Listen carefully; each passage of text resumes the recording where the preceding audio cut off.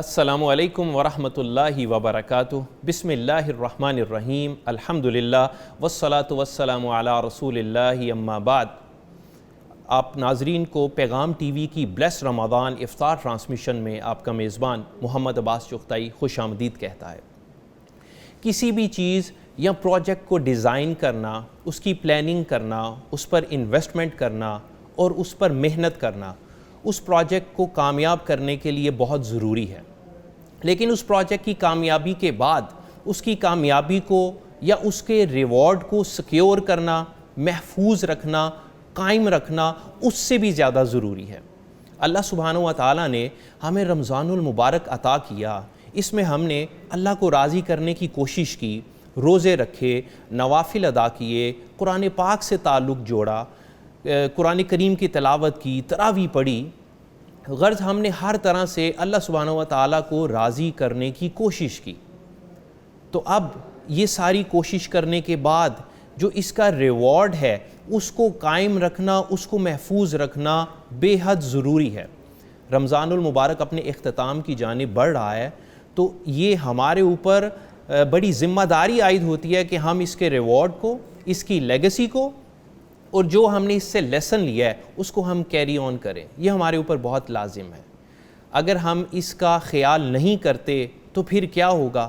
آج اس پر بھی بات کریں گے کہ رمضان کی لیگسی کو ہم نے آگے کیسے لے کے چلنا ہے، اور انشاءاللہ اگر آج چاند نظر آ گیا تو کل عید ہوگی، اور اگر آج نظر نہ آیا تو ہفتہ والے دن انشاءاللہ عید ہوگی۔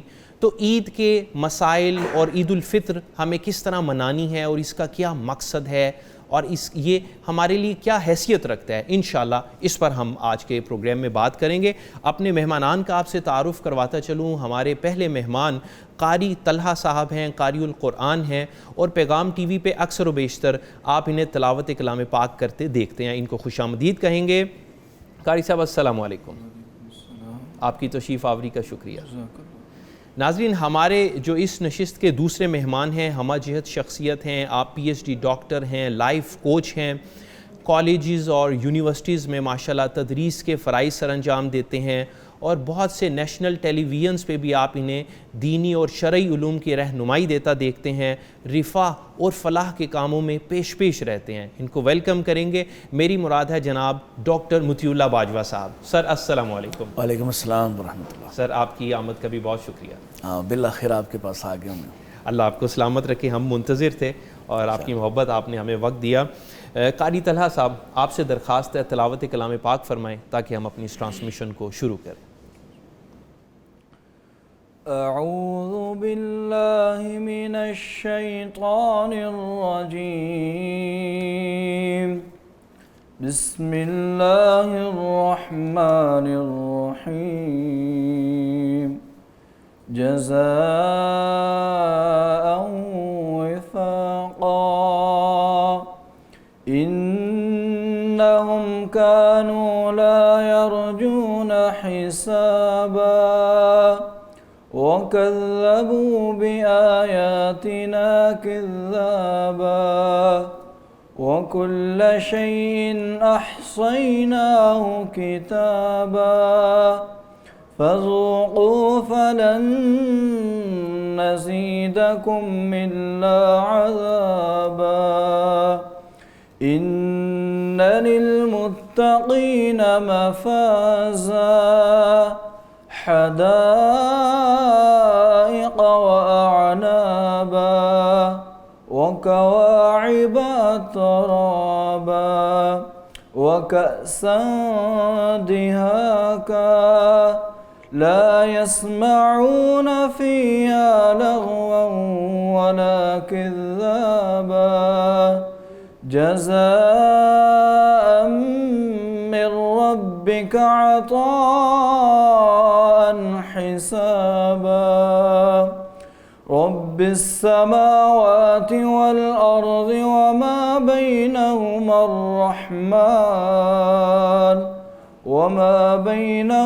الرحمن لا يملكون منه خطابا يوم يقوم الروح والملائكة صفا لا يتكلمون إلا من أذن له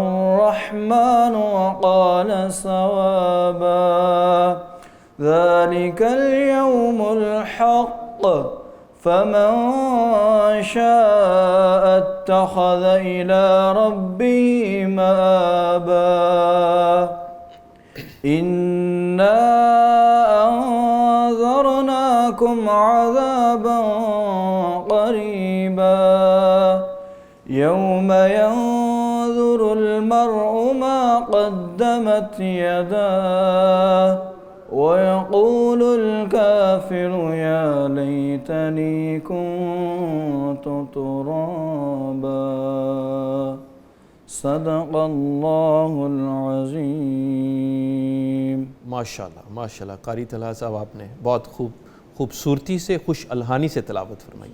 اللہ آپ کو عافیت دے، اور رمضان میں بھی جب ہم نے آپ کو پکارا تلاوت کلام پاک کرنے کے لیے، اس ٹرانسمیشن کے لیے آپ آئے، آپ کا بہت شکریہ۔ ڈاکٹر صاحب، سر آج ہم بات کرنا چاہ رہے ہیں رمضان المبارک میں اتنی محنت کی اور ہر طریقے سے اللہ کو راضی کرنے کی کوشش کی، تو جو یہ لیگیسی ہے، جو یہ ریوارڈ ہمیں انشاءاللہ اللہ سبحانہ و تعالیٰ عطا فرمائیں گے ان تمام کوششوں کے صلے میں، اس کو کیسے محفوظ رکھا جا سکتا ہے؟ بسم اللہ والصلاة والسلام علی رسول اللہ صلی اللہ علیہ وسلم۔ سب سے پہلے تو آپ کا شکریہ، اور آپ کو دیکھنے کا بھی موقع کم ہی ملا، لیکن سنتا رہا کہ اب ماشاءاللہ آپ بہت اچھا پروگرام کر رہے ہیں۔ جزاک اللہ۔ تو اللہ تعالیٰ آپ کو اور ہمارے اشفاق صاحب کو اور پوری ٹیم کو اور پیغام ٹی وی کو مزید عزتوں سے اور مزید کامیابیوں سے ہم کنار فرمائیں۔ سلامت رکھیں۔ دیکھیے جی، یہ جو بات آپ نے ارشاد فرمائی ہے، ابھی سوال کیا ہے، قرآن مجید نے ایک مثال کے حوالے سے اس بات کی ہے۔ فرمایا وَلَا تَكُونُوا كَالَّتِي نَقَضَتْ غَزْلَهَا مِن بَعْدِ قُوَّةٍ أَنْكَاثًا، کہ اس عورت کی طرح مت ہو جاؤ جو رات لگا کر، رات بھر جاگ کر، محنت مشقت کر کے وہ سوت کاتے، اور شاید آپ نے دیکھا ہو یا کچھ لوگوں نے بھی، وہ پرانا زمانہ میں نے وہ دیکھا ہوا ہے کہ جیسے پہلے روئی کو صاف کرنا پڑتا تھا، پھر روئی صاف کرنے کے بعد وہ خاص ایک اس کی سمت بنانا پڑتی تھی، پھر اس کو اس پہ چرخے پر اس کو کاٹنا پڑتا تھا، اور بڑا مشقت طلب کام تھا اور راتیں لگتی تھی اس پر۔ تو اللہ تعالیٰ نے فرمایا کہ اس عورت کی طرح مت ہو جاؤ جو رات لگا کر، رات بھر مصروف رہ کر، مشقت اٹھا کر سوت کاتے ایک مشقت لگانے کے بعد، اور پھر صبح اٹھتے ہی اس کو ریزہ ریزہ کر کے پھینک دے۔ یہ مثال اس لیے ہے کہ دیکھیں رمضان ایک بہت بڑا موقع ہے، اور اللہ تعالیٰ کی عنایات میں سے ایک شاندار قسم کی عنایت ہے۔ یقیناً وہ ہمہ وقت معاف کرنے والا ہے، اور وہ بے شمار مواقع دیتا ہے انسان کو، اور زندگی کا اسی لیے رمضان بھی پلٹ کے آتا ہے۔ رمضان بھی پلٹ کے آتا ہے، ویسے بھی انسان کی ہر سانس کے ساتھ اصل میں اللہ تعالیٰ کی رحمت اور نعمت چل رہی ہے کہ وہ اس کو مزید ایک سانس دے رہا ہے، مزید ایک موقع دے رہا ہے کہ وہ پھر پلٹ آئے، لوٹ آئے۔ اسی طرح مختلف قسم کے جو تکلیفیں ہیں، پریشانیاں ہیں، مصائب ہیں، ان سے بھی گزار کر اللہ تعالیٰ یہی چاہتے ہیں لعلہم یرجعون کہ یہ واپس لوٹ آئیں، یہ پلٹ آئیں۔ تو یہ رمضان تو ان 3 مواقع میں سے ہے جن کو اللہ تعالیٰ نے شفافیت کا، انسان کی گناہوں کی نجاستوں سے آزادی کا اور علائشوں سے پاکیزگی کا ایک سبب بنایا ہے۔ نبی کریم علیہ السلام نے ارشاد فرمایا کہ الصلوات الخمس والجمعۃ الی الجمعہ ورمضان الی رمضان مکفرات لما بینہن اذا اجتنبت الکبائر۔ اگر انسان بڑے بڑے جرائم سے اور بڑے کبائر سے بچنا شروع کر دے، یعنی کبیرہ جرائم سے اور کبیرہ گناہوں سے بچنا شروع کر دے، تو یہ جو روٹین کے اور روزمرہ کے انسان کی عادتوں میں شامل گناہ ہیں، ان کو صاف کرنے اور ان کو پیوریفائی کرنے کا ایک خودکار نظام ہے۔ سبحان اللہ۔ کہ نماز آتی ہے، ہر نماز، دوسری نماز، جب ایک نماز کے بعد دوسری نماز کے دورانیہ ہے، اس دورانیے میں جو اس نے غلطی کی وہ اگلی نماز اس کو صاف کر دیتی ہے۔ اسی طرح 5 نمازیں ایک دن میں، پھر ہفتے بعد جمعہ آتا ہے کہ جیسے ہی اپنے گھر سے نکلتا ہے تو ایک ایک قدم پر اس کو کیسے اجر و ثواب سے نوازا جاتا ہے۔ سید حدیث میں ملتا ہے کہ ایک ایک قدم پر اس کو ایک ایک سال کے روزوں اور قیام کا اجر مل رہا ہوتا ہے۔ پھر جب یہ امام کے قریب ہو کر اس کے بیٹھنے سے پہلے بیٹھ کر خطبہ سنتا ہے تو اللہ اس کے گناہوں کو معاف کر دیتا ہے. پھر رمضان آ جاتا ہے اور رمضان میں رات پہلے آتی ہے. فرمایا من قام رمضان ایمانا واحتسابا غفر له ما تقدم من ذنبه. اس کے گناہوں کی بخشش اور اس کی صفائی کا ایک نظام ہے. جیسے ہی رات کو کھڑا ہوتا ہے ہم اس کو معاف کر دیتے ہیں. پھر روزہ رکھتا ہے من صام رمضان, اور یہاں یہ نہیں کہا روزہ مکمل کرے, ابھی رکھا ہے من صام رمضان ایمانا واحتسابا غفر له ما تقدم من ذنبه, تو اس کے ہم گناہوں کو اس سے دور کر دیتے ہیں. ابھی بس وہ روزے میں داخل ہوا ہی ہے تو رحمت. پھر پورا مہینہ ملا کہ جس میں اللہ کے نبی علیہ السلام فرماتے ہیں کہ ہر رات افطار کے وقت بھی اور ہر رات کے وقت بھی اللہ تعالیٰ بے شمار لوگوں کو جہنم سے آزاد کرتا ہے, بے شمار لوگوں کو معاف کرتا ہے. جس نے ان سارے مواقع سے فائدہ نہ اٹھایا اس کے بارے اللہ کے نبی پہلے کہہ چکے کہ حضرت جبریل علیہ السلام کی اس حدیث پہ یاد رکھیے, اس پر توجہ دیجئے, جس پر وہ فرماتے ہیں کہ جبریل میرے پاس آئے اور 3 باتوں پہ میں نے آمین کہا, انہوں نے بد دعا کی. ان کے حق میں کون ایک والدین کا نافرمان جس نے والدین کی خدمت نہ کر کے جنت حاصل نہ کر سکا, جس کے سامنے میرا نام آئے اور وہ مجھ پر درود و سلام پڑھ کر جنت حاصل نہ کر سکے, اور تیسرا وہ بدبخت جسے رمضان جیسا موقع ملے اور وہ اس کو ضائع کر بیٹھے اور اس سے فائدہ نہ اٹھائے. اور فائدہ اٹھانا یہ نہیں ہے کہ آپ رمضان میں تو توبہ کریں, آپ رمضان میں نمازیں پڑھیں, آپ رمضان میں ٹھیک ہو جائیں اور رمضان میں اپنے معاملات کو بہتر کر لیں, اور فوراً بعد آپ رمضان کی ساری برکات و فیوز جو ہیں جو آپ نے سمیٹے تھے ان سے وہ آپ کی شخصیت پر, آپ کی ذات پر, آپ کے معمولات پر دکھائی نہ دیں, بلکہ اگلے دن ہی آپ واپس جیسے ربر کو آپ کھینچ کے رکھیں اور اسے چھوڑیں تو اپنی جگہ پہ چلی جاتی ہے. تو ایسا نہیں ہونا چاہیے, کیونکہ یہ تو انسان کی اس کے جو شرف اور اس کی معراج کے بھی خلاف ہے. انسان کا مطلب ہے کہ وہ اپنی غلطیوں سے سیکھتا ہے, وہ اپنی بھول چوک سے اپنے معاملات کو سیدھا کرتا ہے. اگر اس نے سیکھا ہی کچھ نہیں, اس نے 29-30 دن روزہ رکھا اور اس میں تو وہ توبہ رجوع کرتا رہا, لیکن اگلے دن ہی شوال کے شروع ہوتے ہی نہ وہ نمازوں کا عادی رہا, نہ وہ اس کے بعد بچنے کی کوشش کرتا. یہ تو ٹریننگ سیشن تھا تاکہ اس کے بعد وہ اپنی زندگی کو بہتر معیار کے ساتھ گزار سکے ان اصولوں کے مطابق, کیونکہ اس نے یہاں تربیت حاصل کی ہے.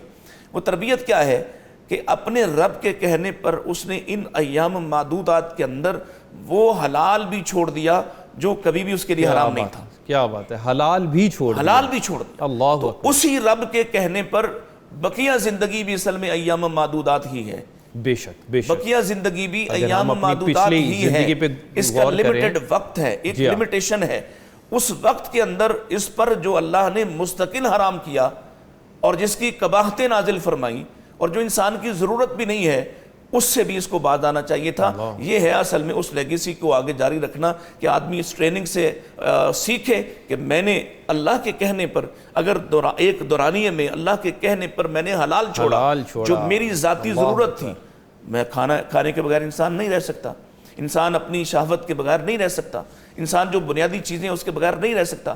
اس کے باوجود یہ اس نے بھوک کاٹی, اس کو چند لقمے بھی ملے تو یہ سارا دن تنہائی میں اکیلا ہونے کے باوجود بھی ایک قطرہ وضو کرتے ہوئے ایک کلی کا قطرہ بھی اندر نہیں جانے دیتا. تو جو رب اسے جو یہ احتیاط کیا سکھاتی کہ اس کے بعد وہ کیا کرے, اس کے بعد آزاد ہو جائے, نہیں, اس نے ضائع کر دیا اور اس عورت کی طرح ہو گیا جس نے مشقت کر کے سود کاٹا اور پھر اگلے دن صبح ہی صبح اس کو توڑ کر رکھ دیا. تو ہمیں اس چیز سے بچنا ہے, ورنہ ہمارا سب کچھ یہ ضائع ہو جائے گا. اللہ اکبر. شیخ فرمائیے گا کہ رمضان میں ایک تو یہ ہے کہ ہمیں انشاءاللہ اس سے بچنا ہے, اب عبادت کی محبت جو جاگزیں ہو چکی ہے اس کو بھی تو زندہ رکھنا ہے تاکہ عبادت کی محبت وہ ہمارے دل میں موجود رہے اور ہم بعد میں بھی باقی 11 ماہ میں بھی اللہ سبحانہ و تعالیٰ کو اسی محبت سے یاد کریں. دیکھیں عباس بھائی, بات یہ ہے کہ وہ کیا کہتے ہیں انگریزی میں, practice makes a man perfect. Yes. اگر آپ اس پریکٹس کو چھوڑ دیں اور آپ جتنے مرضی نیک ہوں, یہ جو پریکٹسز ہیں نا, یہ جو ڈیلی بیسز پہ, یعنی نماز آپ کی وہ پریکٹس ہے وہ آپ کو اس مشقت سے اور اس عادت سے گزارتی ہے, اس سرکل کے ساتھ جوڑے رکھتی ہے. اگر آپ اس کو چھوڑ دیں تو جیسے کسی شخص نے قرآن حفظ کیا ہو اور وہ اس کی پریکٹس نہیں کرتا اور اس کی دہرائی نہیں کرتا تو وہ بھولنا شروع ہو جاتا ہے. جتنا بھی اس کو پکا یاد ہو, وہ اگر اس کے ساتھ اپنا ریلیشن اور تعلق اور نسبت نہیں جوڑتا تو وہ بہت جلد بھول جاتا ہے اور اس کے لیے مشکل ہو جاتا ہے. اسی طرح نماز جو آدمی اس کے بارے میں تھوڑی سی کوتاہی کرتا ہے یہ میرا ذاتی تجربہ ہے کہ جیسے ہی آپ میں کوئی کوتاہی، کوئی سستی، کوئی غفلت آ جاتی ہے تو واپس اس روٹین پر بحال ہونا مشکل ہے. لہذا یہ موقع ہے غنیمت کا کہ آپ نے 30 دن یا 29 دن آپ نے کسی بھی خیال سے، میں تو ویسے اس کے حق میں نہیں ہوں، میں تو اس پر نقد بھی کرتا ہوں کہ آپ اس لیے نماز روزے میں پڑھتے ہیں، یعنی رمضان میں اس لیے نماز پڑھتے ہیں کہ آپ کا خیال اور ایک مائنڈ سیٹ یہ ہے کہ شاید روزہ قبول نہیں ہوگا اگر نماز نہ پڑھی. ہاں بالکل قبول نہیں ہوگا، لیکن اس لیے آپ نے نماز نہیں پڑھنی کہ آپ کا روزہ قبول ہو جائے. روزہ تو آپ نے اللہ کے لیے رکھا ہوا ہے. اللہ اکبر. آپ نے نماز اس لیے پڑھنی ہے کہ وہ اللہ کا حق ہے اور بنیادی حق ہے، اور وہ حق ہے. جیسے رمضان کے بارے میں شیخ ہم کہتا یہ ہوں، دیکھیں نا، ہم اس نیت سے کہ روزہ کہیں قبولیت سے محروم نہ رہ جائے اس لیے نماز پڑھتے ہیں، اور اگر ہماری زندگی اللہ نے قبول نہ کی نماز چھوڑنے سے تو آپ اندازہ لگائیں نا، جو آدمی نماز نہیں پڑھتا اور جو نماز کا عادی نہیں ہے اس کا تو کوئی دین ہی نہیں ہے. اس نے تو دین کو گرا دیا نا. اس نے کیونکہ قرآن و حدیث کے مطالعہ سے مفہوم جو سمجھ میں آتا ہے کہ اللہ تعالیٰ قرآن میں کہتا ہے اقیموا الصلاۃ ولا تکونوا من المشرکین، نماز قائم کرو اور مشرکوں کے ساتھ نہ ہو جاؤ. نبی پاک کی حدیث کہتی ہے کہ کافر اور مومن کے درمیان فرق کرنے والی چیز نماز ہے. اب مجھے بتائیں کہ ایک آدمی نماز نہیں پڑھتا اور وہ عادی ہے اس کا، اور پھر اس کے درمیان اور اس کے رب کے درمیان کوئی تعلق کیا ہے؟ کچھ بھی نہیں. اور یہ اللہ تعالیٰ تو وہ رب العالمین ہے، وہ کافروں کو بھی رزق دیتا ہے، وہ منافقوں کو بھی رزق دیتا ہے. رزق تو وہ آپ کو دے گا ہی، اور جب تک آپ کی زندگی ہے وہ لمٹ بھی اور وہ موقع بھی آپ کو دیا ہوا ہے، لیکن آپ سے تقاضا مختلف ہے.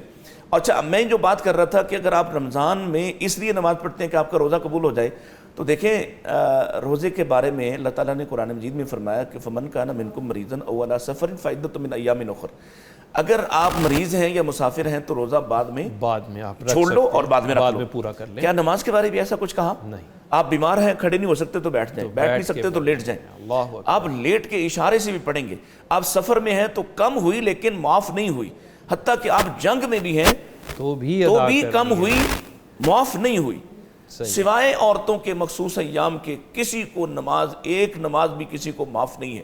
تو جو شخص عبادت کی رغبت اور محبت پیدا نہیں کر پاتا، اور پھر یہ اللہ تعالیٰ اس کو موقع دیتا ہے، 1 سال پھر اس کو عطا کیا، پھر رمضان دیا کہ تم تھوڑے سے پختہ ہو جاؤ، پھر پکے ہو جاؤ. کیا فرق ہے کہ جس کو آپ سکھا رہے ہیں اور بار بار اللہ تعالیٰ مواقع دے رہے ہیں، اور اللہ تعالیٰ بار بار اس پر یہ شفقت اور عنایت کر رہا ہے کہ اس کو چانس دے رہا ہے، اس کو پھر اس ماحول سے گزار رہا ہے. اور اس رمضان میں ظاہر ہے وہ شیطان کو قید کر دیا گیا، ماحول سارا تمہارے حق میں کیا گیا، لوگ بھی سب نمازیں پڑھ رہے ہوتے ہیں، لہذا پورا ماحول بھی اس کے موافق ہوتا ہے. تو آخر کار آپ نے اس سے کیا سیکھا ہے کہ آپ اگلے ہی دن شوال کا چاند نظر آتے ہی پہلی فجر چھوڑ دیں؟ یا یہ آپ کو تربیت ملی تھی کہ اگر آپ نے 29 دن، میں اس کی ایک اور مثال دیا کرتا ہوں کہ ہم میں سے کسی نے کمپیوٹر کورس کیا ہو نا، 1 مہینہ 1.5 مہینہ کسی سے سیکھا ہو زندگی میں ایک مرتبہ، تو پوری زندگی اس سے گزر جاتی ہے، وہ چیزیں اسے بھولتی نہیں ہیں، وہ کمانڈز اسے بھولتی نہیں ہیں. تو یہ دین کے بارے میں اتنا رویہ کیوں عجیب سا ہے کہ اللہ تعالیٰ آپ کو ہر سال 30 دن 29 دن کی ٹریننگ کرواتا ہے اور پھر آپ بقیہ 11 مہینوں میں اس کو فراموش کر دیتے ہیں. اس پر غور کرنا چاہیے. اللہ اکبر، اللہ اکبر. بہت اہم پیغام.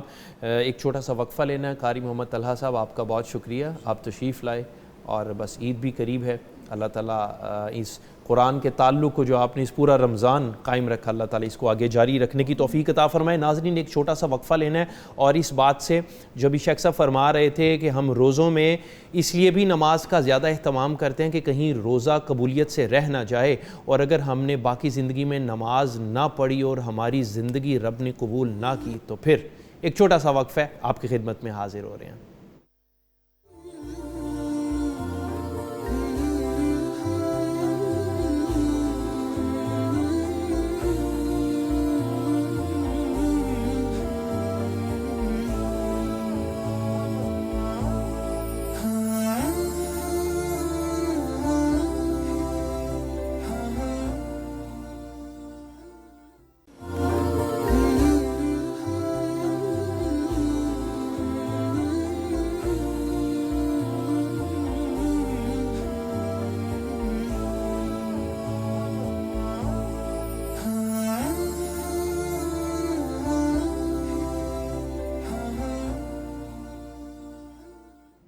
بلیسڈ رمضان افطار ٹرانسمیشن میں آپ کو پھر سے خوش آمدید کہتے ہیں.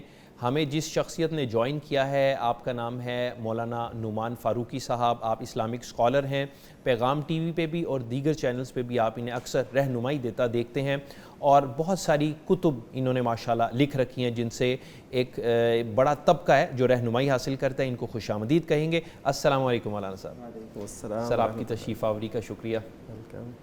کتاب کے تعارف کا سیگمنٹ ہے۔ آج جو کتاب آپ کی خدمت میں پیش کر رہے ہیں، تفسیر احسن البیان۔ رمضان المبارک قرآن کا مہینہ ہے، ہم نے قرآن پڑھا تو اب ضرورت ہے کہ اس کو سمجھا جائے۔ حافظ صلاح الدین یوسف صاحب جو قلم کے میدان کے صلاح الدین ایوبی ہیں، آپ نے بہت خوبصورتی کے ساتھ اور بہت شستہ زبان میں یہ مختصر تفسیر لکھی ہے، دارالسلام نے اس کو پبلش کیا ہے، اور قرآن کو سمجھنے کے لیے یہ بہت ضروری ہے۔ آپ کی میری ہماری لائبریری میں، ہماری ٹیبلز پہ یہ ضرور موجود ہونی چاہیے تاکہ ہم قرآن کے ساتھ اپنا تعلق گہرا کر سکیں۔ ہمارا آج کا پروگرام ہے، اس میں ہم بات کر رہے ہیں کہ ہم رمضان کے جو ہم نے اس سے لرننگ لی ہے، جو اس میں ہم نے پریکٹس کی ہے، اس کو ہم کیسے کیری آن کریں گے، اور عید الفطر انشاءاللہ آ رہی ہے تو اس کے احکام و مسائل پہ بھی آج انشاءاللہ ہم بات کریں گے۔ نعمان فاروقی صاحب فرمائیے گا کہ اگر ایک شخص نے محنت کی، سارا رمضان کوشش کی، اور وہ امیدوار ہے کہ اللہ اس پر رحمت فرما دیں گے، معافی کا پروانہ مل جائے گا، لیکن اگر کوئی شخص کوتاہی کا شکار رہا، پورا رمضان محنت نہیں کر سکا اور وہ بس دنیا کے کاموں میں پڑا رہا تو کیا اس کو اب بھی معافی مل سکتی ہے؟ نحمدہ و نصلی و نسلم علی رسول الکریم۔ بہت اچھا سوال ہے، اور یہ معافی اور توبہ، اس میں تو کوئی چیز بھی حائل نہیں ہے۔ یعنی زندگی کے جس بھی موقع پہ جب بھی بندہ بخشش طلب کرے اور اس کو یہ احساس پیدا ہو جائے کہ مجھے یہ کرنا چاہیے، وہ آپ جانتے ہیں نا 100 بندوں کا قاتل، 99 اس نے قتل کیے، پھر ایک نے اسے بتایا کہ معافی نہیں ہے تو وہ بھی قتل ہو گیا۔ تو اس طرح 100 کا قاتل تھا، تو وہ اب ندامت لیے ہی ایک اور کے پاس پہنچا، اس نے اسے بتایا، صاحب علم تھا، کہ آپ اس بستی کو چھوڑیں، توبہ ہے آپ کی، اس بستی کو چھوڑیں۔ تو وہ اب دوسری بستی میں جا رہا تھا جو اچھے لوگوں کی تھی، تو رستے میں اس کی وفات ہو گئی۔ تو پھر جو نیک لوگوں کی روح قبض کرنے والے فرشتے ہیں وہ بھی آ گئے، اور جو برے لوگوں کی قبض کرتے ہیں وہ بھی آ گئے۔ فرشتے تو نیک ہی ہوتے ہیں، لیکن اللہ تعالیٰ نے تقسیم کی ہوئی۔ تو پھر اللہ تعالیٰ نے فیصلہ یہ کروایا کہ پیمائش کی جائے، تو جس طرف کا فاصلہ کم ہے اس طرف کے فرشتے اسے لے جائیں۔ تو اس کا مطلب ہے کہ اللہ تعالیٰ کی طرف سے معافی کا دروازہ ہر وقت کھلا ہے، جتنے بھی گناہ ہوں اور جتنے بھی جرائم ہوں۔ لیکن اس میں ایک بات جو ہے نا اہم، وہ یہ ہے کہ جو نافرمانی کے کام ہیں، جو لوگ ہیں، جو آلات ہیں، جو دوست ہیں، ان کی وہ صحبت کو چھوڑا جائے، یہ بڑا ضروری ہے۔ ہاں ہونا چاہیے، ہاں یہ ہونا چاہیے، چھوڑا ہے اور آپ بہتری کی طرف آ رہے ہیں۔ یہ صرف زبان سے اگر کہنا یا اللہ مجھے بخش دے، ایسا نہیں ہے، بلکہ اس کے ساتھ ساتھ اس کا کردار اس میں شامل ہونا چاہیے، عملی اقدام۔ تو یہ اگر تھوڑا سا بھی ہوگا نا تو اللہ تعالیٰ اس میں بہت برکت ڈال دے گا۔ جیسے کہ اللہ تعالیٰ نے قرآن مجید میں بھی فرمایا کہ وہ شخص جس نے کسی برے شخص کو دوست بنایا ہوگا جو اس کو رائے ہدایت پہ نہیں آنے دیتا، تو وہ روز قیامت کہے گا کہ اس نے مجھے ذکر سے روکے رکھا، مجھے اس سے گمراہ کیے رکھا، تو ہاں پچھتائے گا جو آج گزر رہا ہے۔ تو اس وجہ سے اگر کوئی صدقے دل سے یہ چاہتا ہے نا کہ معافی مل جائے تو اللہ کی رحمت کا دروازہ کھلا۔ اور اس میں اہم بات یہ ہے کہ ہمارے ہاں ہوتا ہے نا کوئی لمٹ دی گئی ہو کہ جی یہ آفر اس حد تک ہے، تو اس سے پہلے جب لوگ دیکھتے ہیں نا اب کوئی نہیں آ رہا تو بند کر کے چلیں گے۔ لیکن جب نبی کریم صلی اللہ علیہ وسلم نے اس پورے مہینے کو بخشش کا ایک سبب قرار دیا ہے، تو اس مہینے کے ایک ایک لمحے تک، آخری لمحے تک اللہ تعالیٰ کی یہ آفر موجود ہے انشاءاللہ۔ تو ابھی بھی موجود ہے، اگر تو آج چاند نظر آ جاتا ہے تو آج شام تک ہے، ورنہ کل کا بھی دن موجود ہے کہ اب بھی معافی مانگی جا سکتی ہے، اب بھی پلٹ کے آیا جا سکتا ہے۔ اللہ اکبر، کیا کہنے۔ شیخ فرمائیے، آپ کچھ کہنا چاہ رہے ہیں؟ میں آپ کے سوال سے پہلے کچھ کہنا چاہتا ہوں۔ جی پلیز۔ دیکھیں، 2-3 باتیں بڑی اہم ہیں اس ضمن میں جو آپ نے سوال کیا اور جس پر فاروقی صاحب نے جواب ارشاد فرمایا۔ پہلی بات تو یہ ہے کہ اللہ تعالیٰ نے قرآن مجید میں نبی کریم علیہ الصلوۃ والسلام سے فرمایا کہ آپ کہیے قل یا عبادی الذین اسرفوا علی انفسہم اللہ لا تقنطوا اکبر۔ من رحمت اللہ۔ آہا آہا، پہلی بات تو یہ ہے کہ اللہ کے بارے میں اللہ کا تعارف یہ ہے کہ وہ اس سے اس کا بندہ کبھی بھی مایوس نہ ہو، ہائے ہائے، اور یہ صرف رمضان کی بات نہیں ہے، ساری عمر پہ نہ مرید رمضان کی ہے، نہ رمضان کے علاوہ کسی مہینے کی ہے، کسی بھی وقت، اور نہ کسی بھی اور کتنے بھی زیادہ گناہوں کے بدلے میں انسان کو اللہ سے مایوس ہونا چاہیے۔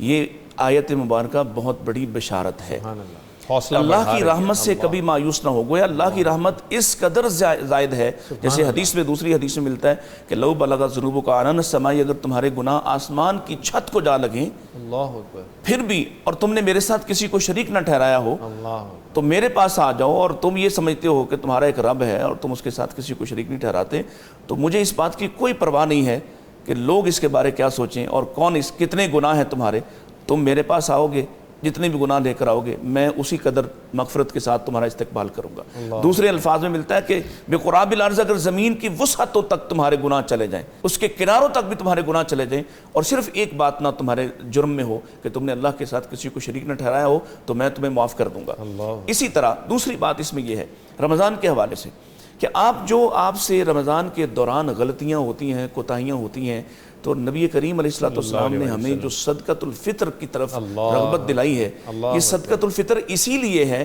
تاکہ آپ کی کمی کوتاہی کو، رمضان کی کمی کوتاہی کو معاف کروا سکے، اور آپ ان لوگوں کو بھی اپنی خوشی میں شریک کر سکیں جو ان خوشیوں سے محروم رہیں گے۔ تیسری بات اس میں یہ ہے کہ اگر رمضان کے علاوہ بھی آپ معافی مانگیں تو اللہ نے کب کہا ہے کہ وہ قبول نہیں کرے گا؟ اللہ اکبر، کیا بات، وہ تو ہر رات ہی، رمضان میں یہ ایک اسپیشل پیکج ہے یقیناً، لیکن اللہ تعالیٰ کی طرف سے تو اسپیشل پیکج ہر وقت ہی موجود ہے، یعنی ہر رات وہ آسمان دنیا پر نزول جلال فرماتا اپنی شان کے مطابق، اور ہر رات خود کہتا ہے حل من مستغفر، ہے کوئی مجھ سے بخشش چاہنے والا؟ آپ اندازہ لگائیں وہ کتنا عالی شان ہے، وہ کتنا عظمت والا ہے، وہ کس قدر کبریائی کا مالک اور حامل ہے، لیکن وہ خود کہہ رہا ہے کوئی مجھ سے طلب کرنے والا، ہے کوئی میری طرف آنے والا، ہے کوئی میری طرف مجھ سے رزق چاہنے والا، اپنی ضرورتیں مجھ سے بیان کرنے والا۔ اور پھر اسی طرح اللہ تعالیٰ مختلف اس کی طرف سے جو پیغامات ہیں، مثلاً آپ دیکھیے کہ مضطر اور دوسری طرف جو گناہگار ہیں، ان کو جس طرح سے اللہ تعالیٰ سنتا ہے، وہ شاید کسی دوسرے کو وہ مقام حاصل نہیں ہوتا۔ یعنی بیمار جو ہے اس کے بارے میں تو کہا نا قرآن میں اَمَّن یُجِیبُ الْمُضْطَرَّ اِذَا دَعَاهُ، جب سب چھوڑ جائیں اور سب لا تعلق ہو جائیں، سب تھک کر سستی اور غفلت کا شکار کر کے اسے لا تعلق ہو جائیں، اور وہ کراہتے ہوئے بھی اللہ کہے، تو اللہ اس کو اپنے عرش عظیم سے کہے بتا میرے بندے کیا چاہتا ہے۔ اس رب کے بارے میں یہ تاثر تو نہیں جانا چاہیے کہ وہ صرف رمضان میں معاف کرتا ہے، وہ رمضان کے بعد بھی معاف کرے گا، لیکن رمضان ایک اسپیشل پیکج ہے، اور رمضان اسپیشل پیکج اس قدر ہے کہ اس کے ایک ایک لمحے کو قیمتی بنانا چاہیے، اور اس سے بخشش کو سمیٹنا چاہیے۔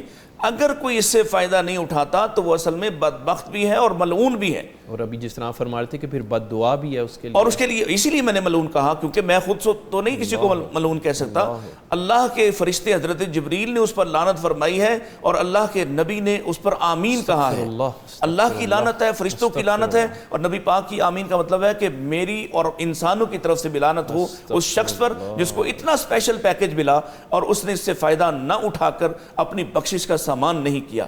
گویا یہ ناکامی نہیں سمیٹنا چاہیے، اور آخری لمحہ بھی اگر رمضان کا مل جائے تو اس میں بھی اللہ سے رجوع اور توبہ کرنی چاہیے، انابت اللہ کی طرف آنا چاہیے، معافی مانگنا چاہیے، اور اللہ تو ایسا ہے کہ آپ جتنے مرضی گناہ لے کر آ جائیں، رمضان بھی آپ نے خراب کیا پھر بھی آپ اس کی طرف آ جائیں تو وہ معاف کر دیتا ہے۔ اللہ کی رحمت کو اور رحمت کے کسی بھی لمحے کو ہلکا نہیں لینا چاہیے۔ کیا کہنے آپ فرما رہے تھے کہ شرط یہ ہے کہ اس نے شرک نہ کیا ہو۔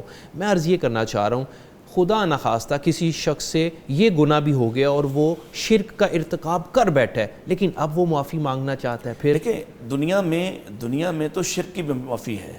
مثلاً ایک آدمی پہلے کسی اور مذہب پر تھا، وہ شرک کرتا تھا، اور صحابہ کرام جو ہیں وہ پہلے مختلف قسم کے شرک میں مبتلا تھے۔ کئی سارے صحابہ کا واقعہ ملتا ہے وہ بتوں کی پوجا کرتے تھے، لیکن جیسے ہی اللہ تعالیٰ نے ان کو نعمت اسلام سے سرفراز فرمایا وہ شرک سے بعد آ گئے۔ ایسے ہی اگر کوئی آج بھی مسلمان ہو کر بھی شرک کر بیٹھے تو وہ شرک سے تائب ہو جائے، شرک سے توبہ کر لے، رجوع کر لے۔ شرک ایسا جرم ہے جس کے بارے اللہ تعالیٰ نے فرمایا کہ یہ میں معاف نہیں کروں گا، یعنی اور یہ بھی ایک بخشش کے حوالے سے بھی، بشارت کے حوالے سے بھی، اور شرک کی قباحت کے حوالے سے بھی یہ جو آیت مبارکہ ہے ان اللہ لا یغفر ان یشرک بہ ویغفر ما دون ذلک لمن یشاء، اللہ فرماتے ہیں اس کے سوا جو بھی ہوا وہ میری مرضی ہے کہ میں اس کو چھوڑ دوں، وہ میری مرضی ہے میں اس کا حساب لوں، وہ میری مرضی ہے میں اس کو تھوڑی سزا دے کر واپس لے کے آؤں، لیکن جس نے شرک کیا اس کو معاف نہیں کروں گا۔ گویا یہ بات ہے اصل میں کہ شرک کے ساتھ مر گیا، شرک پر مر گیا، شرک توبہ کرنے کی توفیق نہیں ملی، موت سے پہلے اگر موقع مل جائے، اور موت کے یقین سے پہلے، موت کے یقین سے پہلے، ایک حدیث میں تو آتا ہے نا غرغرہ سے پہلے، یعنی اس کی جو آخری سانسیں جب اس پر موت مسلط ہو رہی ہوتی ہے اس سے پہلے، تو جب تک اسے موت کا یقین نہیں ہے اس سے پہلے اس نے اللہ سے اپنے شرک پر بھی توبہ کی تو انشاءاللہ اس پر بھی معافی مل جائے گی۔ اور اس کی ایک بہت شاندار مثال ہے، اس کی ایک بہت شاندار مثال ہے، حضرت اسامہ بن زید نے دوران جنگ ایک شخص کو قتل کیا جو قتل سے جس نے آخری لمحے میں درخت کی اوٹ لے کر کلمہ پڑھا، تو حضرت اسامہ نے اس کو پھر بھی قتل کر دیا۔ یہ مقدمہ نبی کریم علیہ السلام کے پاس آیا اور آپ سے کہا گیا کہ اسامہ نے کلمہ پڑھنے کے باوجود بھی ایک آدمی کو مار ڈالا، تو نبی کریم صلی اللہ علیہ وسلم نے سیدنا اسامہ بن زید جن سے آپ بہت زیادہ محبت کرتے تھے، اور ایسی محبت جیسی میں اس کی یہ تو نہیں کہہ سکتا کہ حسنین کریمین جیسی، لیکن کم بھی دکھائی نہیں دیتی، اس لیے کہ ایک وقت تک یہ آپ کے پوتے تھے، ٹھیک ہے، اور وہ جو تبنیت والی رسم ہے اس کو ختم کرنے کے بعد یہ سٹیٹس ختم ہوا ہے۔ اس سے پہلے آپ حضرت اسامہ کو اپنے پیچھے سوار کرتے، اپنی سواری کے ساتھ سوار کرتے، آتے ہی سب سے پہلے اسامہ سے ملتے، یہ سب شرف ان کو حاصل ہے۔ تو حضرت اسامہ سے پوچھا کہ تم نے کیوں قتل کیا؟ تو انہوں نے کہا کہ اللہ کے رسول اس نے تو جان بچانے کے لیے کلمہ پڑھا ہے، جان کے خوف سے کلمہ پڑھا ہے۔ تو یہاں الفاظ سنیے رسول اکرم صلی اللہ علیہ وسلم کے الفاظ کیا ہیں، آپ نے فرمایا اشققت قلبہ، کیا تو نے اس کا دل چیر کر دیکھا تھا کہ اس نے جان کے خوف سے پڑھا یا اللہ کے خوف سے پڑھا؟ تم کون ہوتے ہو یہ فیصلہ کرنے والے؟ گویا یہ جو اندر کی کیفیت ہے، اسی لیے جو نام نہاد مسلمان ہوں ان کے بارے میں ہمیں، جو نام نہاد مسلمان ہوں، گناہگار بھی ہوں، ہمیں دکھائی دے رہے ہوں کہ وہ گناہگار ہیں، کبیرہ جرائم کے ارتکاب کرنے والے ہی کیوں نہ ہوں، ہمیں منع کیا گیا کہ تم ان کے بارے فیصلہ نہ کرو کہ یہ جنتی ہے جہنمی ہے، اس لیے کہ کوئی پتہ نہیں اللہ نے ان کو کون سا موقع دیا ہو کہ وہ ایک لمحہ انہیں میسر آیا ہو کہ وہ ایمان جو ہے وہ قبول کر چکے ہوں یا اسلام قبول کر چکے ہوں، حقیقتاً وہ تائب ہو چکے ہوں۔ ہاں ایک جو آدمی کفر پہ مرا، ظاہری طور پر وہ کسی دوسرے مذہب پر مرا، اسلام کے علاوہ مرا، تو اس کا معاملہ اللہ پہ ہم اس لیے چھوڑتے ہیں کہ وہ اگر اس نے اپنے اسلام کو چھپایا تو ظاہر کرنا چاہیے تھا، کیونکہ اسلام ظاہر ہونے کے لیے ہے اور ظاہر کرنے کے لیے ہے، لیکن جو ظاہری مسلمان ہے، جو سٹیٹس مسلمان کا رکھتا ہے، اس کے بارے جنت جہنم کا فیصلہ اس لیے نہیں کرنا کہ اس نے شاید ایک لمحہ موت سے پہلے توبہ کر لی ہو، اور ہم تو اس کے گواہ نہیں، ہمیں تو پتہ نہیں، اللہ ہی جانتا ہے، لہذا اس کے بارے میں یہ فیصلہ نہیں کرنا چاہیے۔ تو گویا شرک کی بھی انشاءاللہ معافی ہے، لیکن موت کے یقین سے پہلے تک اپنی زندگی میں ہمیں اس سے توبہ کر لینی۔ اللہ تعالیٰ ہم سب کو اس بڑے جرم سے، اس بڑے گناہ سے اللہ سبحانہ وتعالیٰ ہم سب کو محفوظ فرمائے۔ نعمان فاروقی صاحب، کیا کوئی ایسی نشانی ہے کہ ہمیں معلوم ہو سکے کہ ہم نے جو عبادات کی ہیں، ہم نے جو دعائیں کی ہیں اور جو مناجات کی ہیں وہ اللہ کے ہاں مقبول ہو چکی ہیں؟ کیا اس کی کوئی نشانی ہوتی ہے؟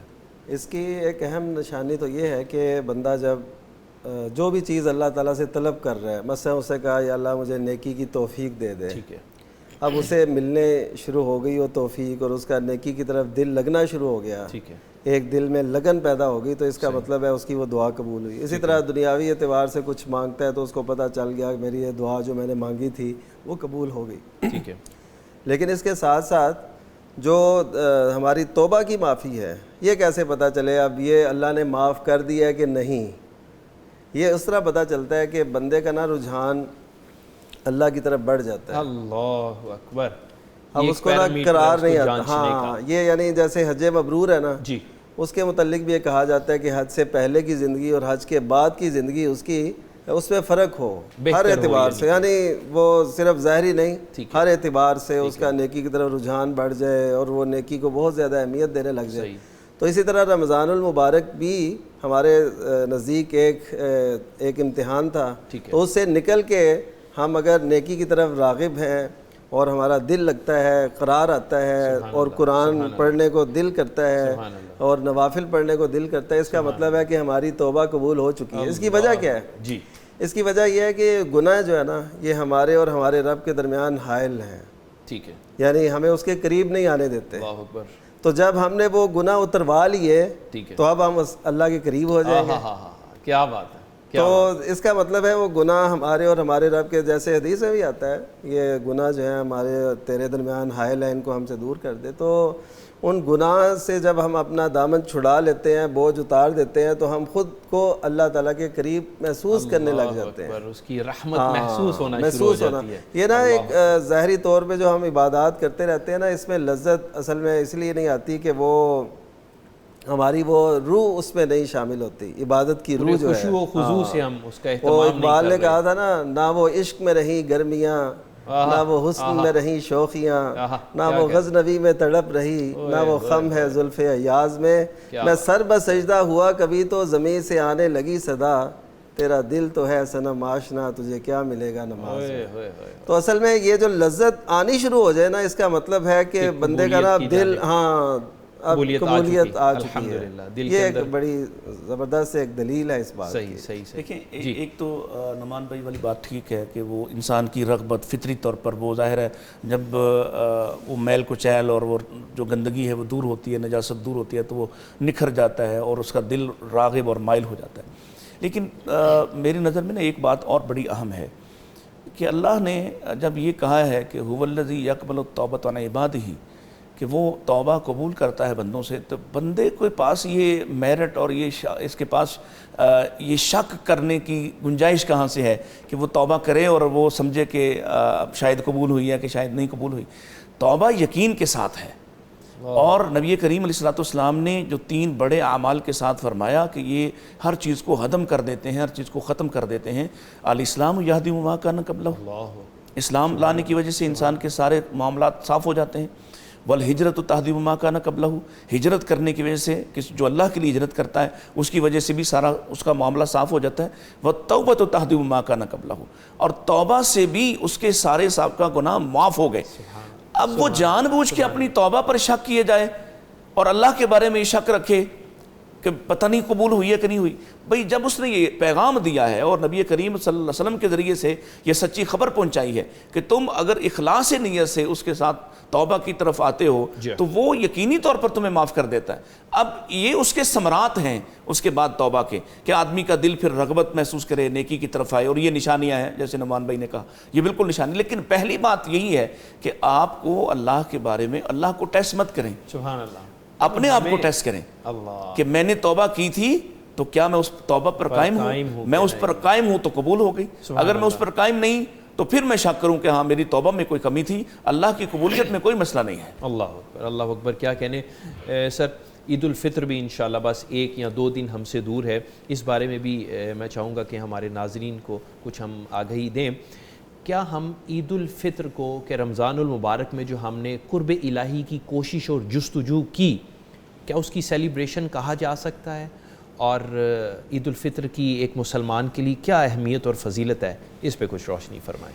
کیوں نہیں کہا جا سکتا؟ دیکھیں یہ تو دن ہی نبی کریم صلی اللہ علیہ وسلم نے فرمایا کہ اللہ نے ہمیں 2 دن دیے ہیں اور خوشی منانے کے لیے دیے ہیں، خوش ہونے کے لیے دیے ہیں، کھانے پینے کے لیے دیے ہیں، تفریح کے لیے دیے ہیں. میں نہیں سمجھتا جن لوگوں نے اسلام سے تفریح کا تمام معاملہ ختم کرنا چاہا ہے اور اسلام کو ایک بڑا ہی خشک دین بنا کر پیش کرنے کی کوشش کی ہے، انہوں نے اسلام کی کون سی خدمت کی ہے. آپ یہ سیلیبریشن ہے. نبی پاک صلی اللہ علیہ وسلم نے وہ کتنی شاندار روایت ہے کہ اللہ کے نبی صلی اللہ علیہ وسلم عید کے دن گھر آئے تو آپ نے، سیدہ عائشہ نے کہا کہ میرا دل چاہ رہا ہے کہ یہ جو مسجد میں وہ اپنے جوہر دکھا رہے ہیں، اپنی کھیل رہے تھے، کھیل نہیں کہہ سکتے اس کو آپ کہہ سکتے ہیں کہ وہ اپنا ایک جوہر دکھا رہے تھے. یعنی وہ جیسے تلوار بازی، جیسے ہمارے ہاں جب ہم بچپن میں تھے تو چھوٹے ہوتے ہوئے اس دن گھوڑوں کی دوڑ ہو جاتی تھی، سائیکل ریس ہو جاتی تھی. عید کے موقع پر لوگ خوش ہوتے تھے اس طرح کی ایکٹیویٹیز کر کے. تو وہ بھی اپنا ایک جو ان کا باہمی ایک مقابلہ ہے وہ مقابلہ کر رہے تھے. تو آپ حضرت عائشہ نے کہا کہ میں دیکھنا چاہتی ہوں، تو نبی پاک نے فرمایا کہ میرے پیچھے ہو کے دیکھ لو. اب اس روایت کے الفاظ سے یوں لگتا ہے کہ حضرت عائشہ نے اپنی جو تھوڑی ہے وہ ان کے کندھے مبارک پر رکھی ہوئی ہے، اور آپ نے ان سے پوچھا کہ عائشہ بس؟ تو کہنے لگی کہ نہیں، اور دیکھنا چاہتی ہوں. تو آپ نے اور جب تک انہوں نے بس نہیں کیا. سو یہ جو تفریح کا ایلیمنٹ ہے کوئی مسئلہ نہیں ہے. دیکھیں ہماری جو تفریح ہے، ہاں ایک پیغام ہے اس میں کہ ہماری تفریح کا آغاز بھی اللہ کی عبادت سے ہوگا، اللہ اکبر، ہماری خوشی کا، ہماری سیلیبریشن کا آغاز بھی اللہ کی فرما برداری سے ہوگا، اور ہم اس روز بھی شیطان کی پیروی نہیں کریں گے۔ یہ جو ہمارے نوجوان اس دن موٹر سائیکل کی بازری نکال دیتے ہیں، یا منہ میں پان رکھتے ہیں، آوارگی کرتے ہیں، نعرے لگاتے ہیں عجیب و غریب طرح کی، اس کی ضرورت نہیں شور و غل ہے۔ ہو رہا ہے، آپ کھیل کے میدانوں میں جاتے، آپ کھیل لیتے، آپ کھاتے پیتے، آپ اپنی فیملیز کے ساتھ ملتے، آپ اپنے دوست احباب کے ساتھ ملتے، آپ بیٹھتے، یہ خود بذات خود ایک بہت بڑی سیلیبریشن ہے۔ Exactly. ضروری نہیں ہے، بعض لوگوں نے جیسے یہاں سے نکالا کہ موسیقی بھی جائز ہوگی ان کے نزدیک ان دنوں میں ڈانس اور گانا، ناچ گانا بھی جائز ہو گیا، تو بالکل بھی شیطان کو راضی کیے بغیر جو ساری جائز خوشی ہے وہ اللہ کے رسول نے بیان کی، صحابہ نے اس خوشی کو منایا، اور آج تک امت کا ایک بڑا طبقہ اس کو مناتا ہے۔ یہ بر صغیر کا دین کچھ بدلا ہوا ہے، لہذا یہاں حالات مختلف ہے،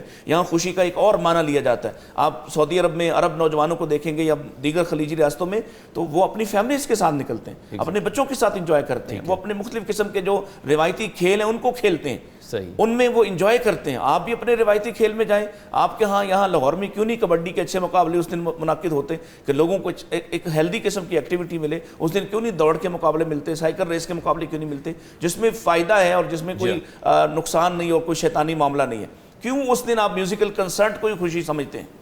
ٹھیک ہے، کیوں اس دن آپ کسی قوالی اور سماع کو ہی جو ہے وہ اپنے لیے تفریح سمجھتے ہیں؟ اس دن آپ اپنی فیملی کے ساتھ وقت گزار کے، اچھے کھانے کھا کے، مختلف لوگوں سے مل کے اس سے خوشی کیوں نہیں محسوس کرتے ہیں؟ تو جو جائز سیلیبریشن ہے اس میں کوئی رکاوٹ، اور دین تو بالکل اس میں کوئی رکاوٹ نہیں۔ سبحان اللہ، کیا کہنے۔ ناظرین ایک چھوٹا سا وقفہ لیں گے، اور یہ بات کہ ہمیں رمضان المبارک میں ہم نے اللہ کی رضا کی جستجو کی ہے، اس کا قرب حاصل کرنے کی کوشش کی ہے، تو اس کی سیلیبریشن ہے، تو یہ کیسے ہو سکتا ہے اس کی سیلیبریشن میں ہم شیطان کا ایلیمنٹ شامل کر لیں؟ نہیں، ہمیں اپنی خوشی میں اللہ سبحانہ و تعالیٰ کو شامل کرنا ہے، تو یہ ہماری خوشی ہے اور یہ ہمارا شکر کا انداز ہوگا۔ ایک چھوٹا سا وقفہ ہے، آپ کی خدمت میں حاضر ہو رہے ہیں۔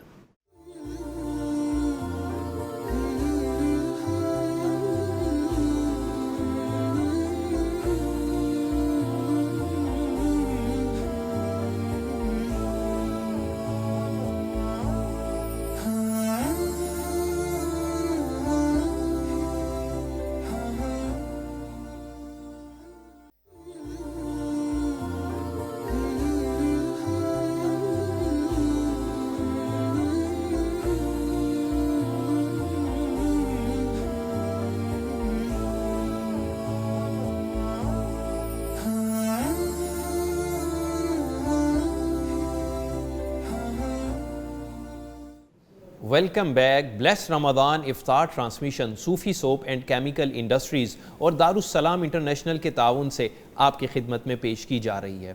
آج ہم بات کر رہے ہیں کہ رمضان المبارک کی لیگیسی کو ہم نے کیسے آگے لے کے چلنا ہے، اور اب ہم اس پر بات کر رہے ہیں کہ عید الفطر انشاءاللہ بس کل یا پرسوں ہم اس میں موجود ہوں گے، تو عید الفطر کے کیا احکام ہیں، اور اس میں ہمیں کیا انعام ہے ہمارے لیے، اور اس میں ہمیں کن کن چیزوں کا خیال کرنا ہے، اس پر ہم بات کر رہے ہیں۔ شیخ نعمان فاروقی صاحب، سر جب رمضان کا آغاز ہوتا ہے اس وقت تو سب کی کوشش ہوتی ہے چاند دیکھا جائے، معلوم ہو چاند نظر آیا، رمضان شروع ہوا ہے یا نہیں ہوا، وہ تراویح کا بھی اہتمام کرنا ہے، بہت ساری چیزیں۔ تو کیا عید کے چاند کی رویت جو ہے وہ بھی اسی قدر اہم ہے کہ اس کا دیکھنا ضروری ہے؟ سپوز کہ چاند نظر نہیں آیا، پھر ہم ایسی صورت میں کیا کریں؟ اس میں پہلی بات تو یہ ہے کہ ہم جس طرح رمضان کا چاند دیکھتے ہیں اس سے زیادہ جو ہے نا توجہ سے یا زیادہ اہتمام سے عید کا چاند دیکھا جاتا ہے۔ بالکل، وہ تو عید کے انتظار بھی ہوتا ہے، پھر ظاہر ہے کوئی معتکفین ہوتے ہیں، اور یہ نا اسلام میں ایک حسن ہے یہ، سبحان اللہ۔ پھر اس میں یہ ہے کہ نبی کریم صلی اللہ علیہ وسلم نے جو دعا سکھائی ہے چاند دیکھ کر پڑھنے کی، وہ ہمارے ہاں تو ظاہر ہے صرف یہ چند مہینوں کے ساتھ ہے، اس کے علاوہ تو ہمیں پتہ بھی نہیں ہوتا کون سا مہینہ، عموماً یہ لوگ نہیں جانتے۔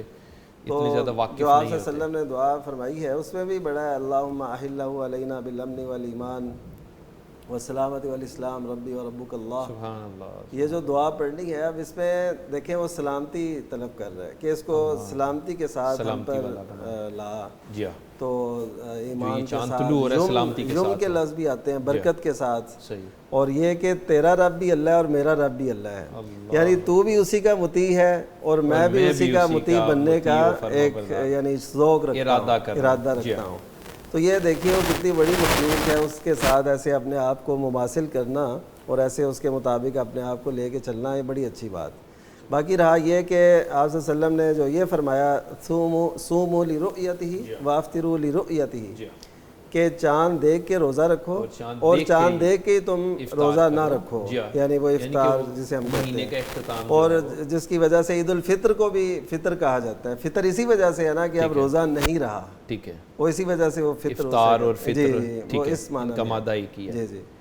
تو اب وہ یہ ہے کہ اگر یہ صورت تو تب ہے جب چاند دیکھ لیں، اور اس میں پھر ایک اشکال جو مشہور ایک بحث ہر سال اور ہر ایسے موقع پہ چلتی ہے، وہ یہ کہ کئی لوگوں کی خواہش ہوتی ہے کہ چاند جہاں بھی نظر آئے وہ ایک ہی دن بس عید ہونی چاہیے، ٹھیک ہے، حالانکہ یہ ضروری نہیں ہے، نہ شریعت کا یہ حکم ہے کہ سطح زمین پہ جہاں بھی چاند نظر آ جائے ٹھیک ہے تو ایک ہی دن سب عید کریں، ایسا ہو بھی نہیں سکتا، پہ ایسا ممکن نہیں ہے، ممکن نہیں ہے۔ وہ اس لیے کہ کئی جگہوں پہ اسی وقت صبح ہوتی ہے، یعنی ہمارا جو عید کا دن ہے کئی جگہوں پہ اس وقت رات ہے، تو اب وہ کیسے ایک ٹائم تو ہو نہیں سکتا، ٹائم زون وہ گیپ ہے۔ تو اس کا مطلب یہ ہے کہ جس علاقے میں وہ چاند نظر آ رہا ہے تو اس خطے کے لوگ وہ اس کے تابع ہوں، اور اس کا ایک بہترین حل، یعنی لوگ مباحث تو کرتے ہیں لیکن میں نے جو اس کا انالیسس کیا ہے یا اس کے نتیجے میں پہنچا ہوں، یہ ہے کہ ہم جو ہماری کوئی اسلامی تنظیم ہو وہ خطوں کی یہ تقسیم کر دے کہ اس خطے کے لوگ اس چاند کے ساتھ ہیں، اس خطے کے لوگ اس چاند کے ساتھ ہیں، تو ہمیشہ وہ اسی کے ساتھ ہی ہوتا ہے، وہ علیحدہ فرق نہیں اس کا ہوتا، تو اس طرح کوئی کر دے کوئی فرق نہیں ہوگا۔ ہاں اگر ایسی صورتحال ہو کہ چاند نظر نہیں آ رہا تو کسی بھی جگہ پہ کسی بھی سطح پہ نظر نہیں آیا جو جس علاقے میں وہ دیکھا گیا ہے، تو پھر نبی صلی اللہ علیہ وسلم کے ارشاد کے مطابق کہ جو 30 دن پورے کر لیے جائیں، ٹھیک ہے، تو اس طرح بھی ٹھیک ہے، احتیاط کا تقاضا ہے کہ آپ 30 پورے کر لیں، پھر 29 پہ آپ یہ ڈیسیژن نہ لیں۔ جی بہتر ہو گیا، جزاک اللہ۔ ڈاکٹر صاحب جب ابھی آپ پہلے بھی بات فرما رہے تھے عید کے، اس پر ایک جی پلیز سر پلیز، وہ اس لیے کہ بڑی اچھی ماشاءاللہ نعمان بھائی، پہلا موقع ہے ان کے ساتھ بیٹھنے کا، یہ شرف حاصل ہوا اور بڑی خوبصورت گفتگو فرما رہے تھے۔ ایک پہلو دیکھیے، جب یہ ڈیجیٹلائز دور نہیں تھا تب بھی یہی دین تھا، اور جب کبھی پھر نہ ہوا پھر بھی یہی دین ہوگا، دین کے احکامات وہی رہیں گے۔ یہ آسان ہے، آج لوگوں کو مشکل کیوں لگتا ہے اور آج لوگ اس پر کیوں پھنسے ہوئے ہیں کہ ہماری رویت الگ نہیں ہو سکتی اور سعودی عرب کی الگ نہیں ہو سکتی یا انڈیا کی الگ نہیں ہو سکتی۔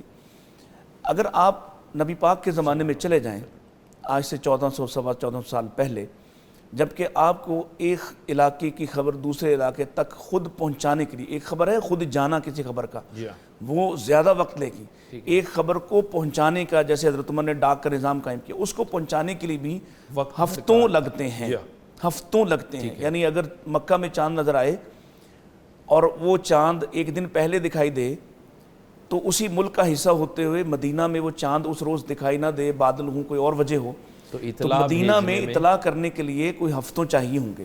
بالکل ٹھیک، بالکل صحیح۔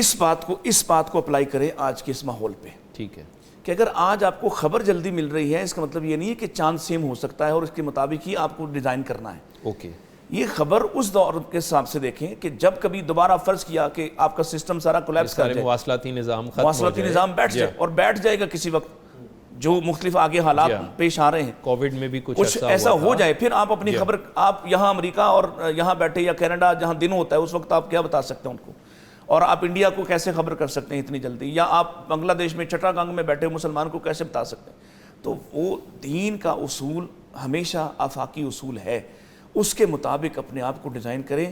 آپ ان موجودہ آلات سے فائدہ تو اٹھائیں لیکن ان کے ساتھ اپنے دین کو مت جوڑیں۔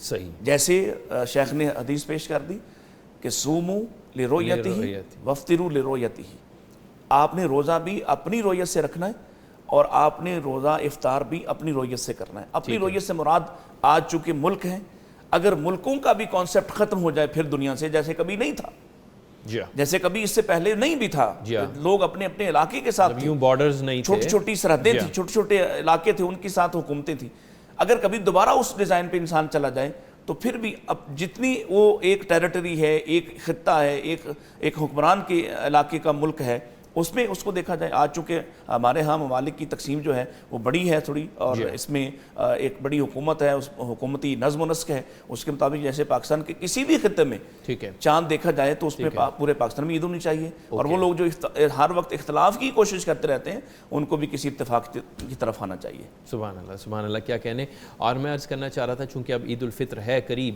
تو صدقۃ الفطر جس کی جانب آپ نے اشارہ بھی کیا کہ وہ اس کا ازالہ کر دیتا ہے اگر کوئی کمی کوتاہی رہ گئی, اور مساکین کے لیے اس کی مقدار کیا ہونی چاہیے؟ کیا یہ ہر شخص کے لیے ویری کرے گی اس کی مقدار یا اس کی جو تعداد ہوگی؟ نہیں, ہر شخص کے ساتھ مقدار جو ہے وہ ویری نہیں کرے گی. وہ تو آپ نے ایک صاحب بتا دی, اس کی جو ایک برتن ہے اور وہ جو پیمائش کرنے کا ایک برتن ہے, اور اس لیے بھی کہ وہ جو پیمائش ہے وہ اصل میں اس دور میں کھجور بھی کرنسی کے طور پر استعمال ہوتی ہے. ٹھیک ہے, بارٹر سسٹم تھا. جی, بارٹر سسٹم کے لیے جو بھی, گندم بھی, کشمش بھی, وہ سر چیزیں جو ہیں وہ کیونکہ یہ جتنی بھی اجناس تھیں یہ کرنسی ہیں, اور آج بھی کرنسی کی صورت میں بھی ہیں. آج بھی ہم ان کو بیچ کر ان کی اسی مقدار کے حساب سے یا اسی گرامز کے اعتبار سے ہم ان کو فروخت کر کے ہم پیسے وصول کرتے ہیں. تو مقدار تو ایک رہے گی. جو ایک ساتھ آپ نے کہا ہے وہ 3 کلو یا 3.25 کلو, میرا خیال نعمان صاحب شاید زیادہ بہتر بتا سکیں. ہاں تقریباً. اچھا, یہ جو 2.5 کلو یا 3.25 کلو, بعض جگہوں پہ شاید وہ بغداد ان کا دمشق والوں کا مختلف بھی ہے نا, اس لیے میں نے کہا تھوڑی رعایت کر کے آپ, یہ مقدار ہر جگہ وہ سا کے مطابق رہے گی. ٹھیک ہے. اور وہ مثال کے طور پر ایک آدمی مزدور ہے, وہ اپنے گھر میں صرف آٹا وغیرہ ہی استعمال کر پاتا ہے بمشکل سے, وہ اس کے لیے سہولت ہے کہ وہ گندم میں جو آٹا ہے اسی حساب سے وہ اپنا اگر نکالنا چاہے فطرانہ تو وہ صدقۃ الفطر اس میں دے دے. ایون وہ جنس بھی دے سکتا ہے, اگر وہ چاہے تو وہ آٹا یا وہ گندم بھی دے سکتا ہے جو اس کے گھر موجود ہو, جو اس کے پاس میسر ہو. اور دینی کس کو ہے؟ وہ لوگ جو محتاج ہیں تو ان کو پہنچایا جائے, جو زیادہ ظاہر بہتر ہے بنسبت. میں یہ رعایت رکھتے ہوئے یہ بات کر رہا ہوں کہ ٹھیک ہے اگر آپ کے ہاں بعض مشائخ کے فتاویٰ ہوں کہ آپ صدقۃ الفطر جو ہے وہ اداروں کو بھی دے سکتے ہیں, تو پھر بھی ہمیں اس بات کو جو ظاہری مفہوم سمجھ میں آتا ہے ان لوگوں کو زیادہ, ان کا حق زیادہ بنتا ہے. جو محتاج ہیں ان محتاجوں کو دینا چاہیے جو سوال نہیں بھی کر پاتے. جی بہتر, ٹھیک ہے. اچھا, اس میں یہ بھی فرما دیجیے اگر کوئی صاحب حیثیت تو کیا وہ زیادہ بھی دے سکتا ہے؟ نہیں, صاحب حیثیت جو ہے وہ جس کے گھر میں مختلف چیزیں ہوتی ہیں تو وہ کیوں نہیں کشمش کے مطابق نکالتا, وہ کیوں نہیں کھجور کے مطابق نکالتا, وہ کیوں 300 پر ہی رہتا ہے؟ وہ تو آپ دیکھیں نا, ایک گھر کا, ایک نارمل جو مڈل کلاس کا گھر ہے, اس وقت جتنی مہنگائی ہے تو کوئی گھر ہے جس میں کوئی 1000-1500 سے کم ایک دن گزرتا ہو کھانے پینے کے حوالے سے. ٹھیک ہے, تو اگر آپ کسی فیملی کو سپورٹ کرتے ہیں تو آپ کھجور کے مطابق کیوں نہیں نکال دیتے؟ کیونکہ آپ کو اللہ نے صاحب حیثیت اور صاحب مال بنایا ہے. آپ وہ جو ہے اس کے مطابق کیوں نہیں نکال دیتے؟ آپ کشمش کے مطابق کیوں نہیں نکال دیتے؟ آپ گندم کے مطابق کیوں آتے ہیں؟ ٹھیک ہے, ٹھیک ہے, آپ کی صلاحیت مختلف ہے. ٹھیک ہے, یہ تو ہم آخری سطح بیان کر رہے ہیں کہ آخری سطح یہ ہے کہ ایک مزدور آدمی جو سب کے لیے پیمانہ ایک ہے, وہ اتنی ہی جو سا ہے اس 2.5 کلو یا 3.25 کلو اس کے مطابق آپ کھجوریں دے دیں, آپ کھجوروں کے بدلہ دے دیں. مثلا 1700 روپے ایک تقریباً اچھی کھجور ہے, وہ تقریباً اتنے 2000 کے آس پاس. اگر تو آپ, اور پھر زائد دینے میں تو کوئی حرج ہی نہیں ہے. یہ تو لمٹ ہے آخر تک کی, آخری کی. اگر ایک آدمی فرض کیا وہ اس کے پاس گندم ہے اور وافر گندم ہے تو وہ کسی غریب کو اس کے صدقۃ الفطر بنتا ہے, فرض کیا کہ 10 افراد ہیں تو وہ 10 سا بنتا ہے, تو وہ اس کی بجائے وہ اس کو 1 من 2 من 4 من کیوں نہیں دے سکتا؟ اللہ اکبر. وہ تو اس کی ضرورت پوری کر دے تاکہ اس کا صدقہ بھی ہو جائے اور مزید اضافی جو ہے یعنی لازمی صدقہ بھی نکل جائے. اور یہ کتنا لازمی, آپ اندازہ لگائیے کہ اس رات پیدا ہونے والا بچہ بھی اس کی بھی, اس کا بھی صدقہ دیا جائے. ٹھیک ہے, مسافر کا صدقہ بھی ہوگا, حتیٰ کہ جو بیمار ہے, جو یعنی کوئی شخص اس سے جو ہے وہ مستثنا نہیں ہے, سب کی طرف سے سب کو دینا پڑے گا. ٹھیک ہے, وہ جو سائل ہے, جو خود سائل ہے, اس کو بھی اپنا صدقۃ الفطر دینا پڑے گا. ٹھیک ہے, بہتر. اس سے اندازہ ہوا کہ آپ, اور زائد میں تو کوئی مسئلہ ہی نہیں ہے. سبحان اللہ. کیا کہنے مولانا نعمان فاروقی صاحب. سر, نماز عید الفطر, اس کے احکام و مسائل پہ کچھ روشنی فرمائیے. نماز عید الفطر, اس پہ آپ دیکھیے کہ تکبیرات زوائد ہیں, یعنی اضافی تکبیرات ہیں. ٹھیک ہے, تو ہم پہلے اس طرف آتے ہیں کہ یہ خوشی کا دن ہے اور اس پہ اللہ تعالیٰ کی بڑائی, جیسے تکبیرات کہنے کا حکم بھی ہے اور تکبیرات کہتے بھی تھے, تو اس کی طرف ہم نے آنا ہے سب سے پہلے. کہ دن ہے خوشی کا، دن خوشی کا، بے شک، تو اس کو محض انجوائے نہیں کرنا بلکہ اللہ تعالیٰ کی کبریائی کا اظہار وہ کرتے چلے جانا ہے۔ اللہ اکبر، یعنی کہ جس اللہ نے یہ خوشی فراہم کی ہے سبحان تو اس کی بڑائی ان زبانوں سے ادا کیوں نہ ہو، کہ وہ اس کا دیکھیں، شکر بھی ہے۔ ہاں شکر بھی ہے، اور کیونکہ جب بندہ اظہار کرتا ہے اللہ تعالیٰ کی کبریائی کا تو اس میں بندے کی اپنی عاجزی یہ ظاہر ہوتی ہے، یہ کنفرم بات کہ مالک یعنی بڑا جب بھی تو ہم ہے، ہاں بڑا تو ہے اور میں تیرا کچھ بھی نہیں عاجز، ہوں، حقیر، فقیر ہوں، اللہ اکبر۔ تو یہ دونوں پہلوؤں سے نا یہ بڑا اہم ہے۔ تو جب بندہ عاجزی کا اظہار کرتا ہے تو عبادت ہے ہی عاجزی کا نام ہے، تو کئی پہلو اس میں نا اجاگر ہوتے ہیں، وہ پھر بندوں سے بھی عاجزی کے ساتھ وہ اللہ تعالیٰ کے سامنے بھی عز و انکسار کا اظہار کرتا ہے۔ تو یہ جو تکبیرات زوائد ہیں، شیوخ نے لکھا ہے جو شارحین ہیں کہ یہ تکبیرات جیسے جنازے میں تکبیرات ہیں، اسی طرح یہ عیدین کی نماز میں تکبیرات ہیں، اس لیے ہیں کہ اللہ اکبر کہنے سے اللہ تعالیٰ گناہ معاف فرماتا ہے۔ اللہ، وہی بات کہ جب پھر ایک بہانہ، پھر ایک بہانہ، بہانہ، رمضان میں مغفرت کا بہانہ، عید پہ پھر عید پہ بہانہ، پھر بہانہ کہ تم زیادہ سے زیادہ یہ اللہ کی بڑائی کرو تو تمہارے گناہ معاف ہوتے چلے جائیں۔ وہ حدیث تو خیر ضعیف ہے جو لیلۃ الجائزہ والی ہے، ٹھیک ہے، یعنی جو چاند رات کو جاگے تو وہ ضعیف ہے، ثابت نہیں ہے، جی جی ٹھیک ہے، وہ ثابت نہیں ہے، لیکن لیکن اتنا ویسے یہ تو پتہ تمام عمر چلتا جائزہ ہے، لیتے رہنا چاہیے کہ میں کس طرف جا رہا ہوں، کیا کر رہا ہوں۔ تو نماز عید آپ جانتے ہیں کہ عیدگاہ میں پڑھنی چاہیے، ٹھیک ہے، یعنی کھلے میدان میں۔ یہ آج جو ہمارا یہ کلچر بن چکا ہے نا کہ چھوٹی چھوٹی مساجد میں، یعنی ہر ایک کی خواہش ہوتی ہے کہ ہماری مسجد میں عید ہو، ٹھیک ہے، تو اس سے ہمیں یہ کوشش کرنی چاہیے کہ بڑے سے بڑے اجتماع ہوں، ٹھیک ہے، اور رستہ پھر بدل کے جانا چاہیے۔ اب اس میں بھی یہ حکمت ہے کہ مسلمانوں کی جو گیدرنگ ہے، ان کی جو قوت ہے اور ان کی یہ خوشی کا اظہار وہ پھیلے۔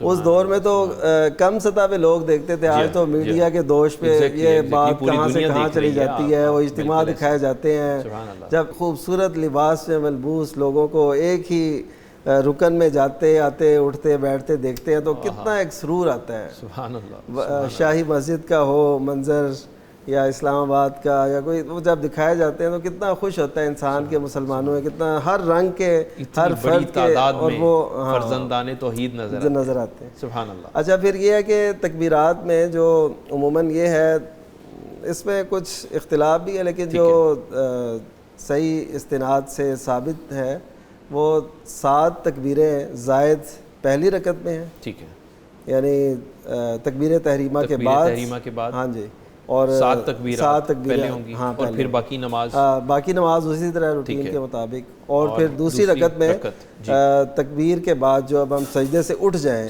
تو اس کے بعد قیام میں آئیں تو 5 تکبیریں زائد کہنی ہیں، تو یہ 12 تکبیرات جو ہے نا وہ کہلوائی گئی ہیں، یعنی دیکھیں اضافی جو ہے وہ تکبیر ہی کہلائی گئی۔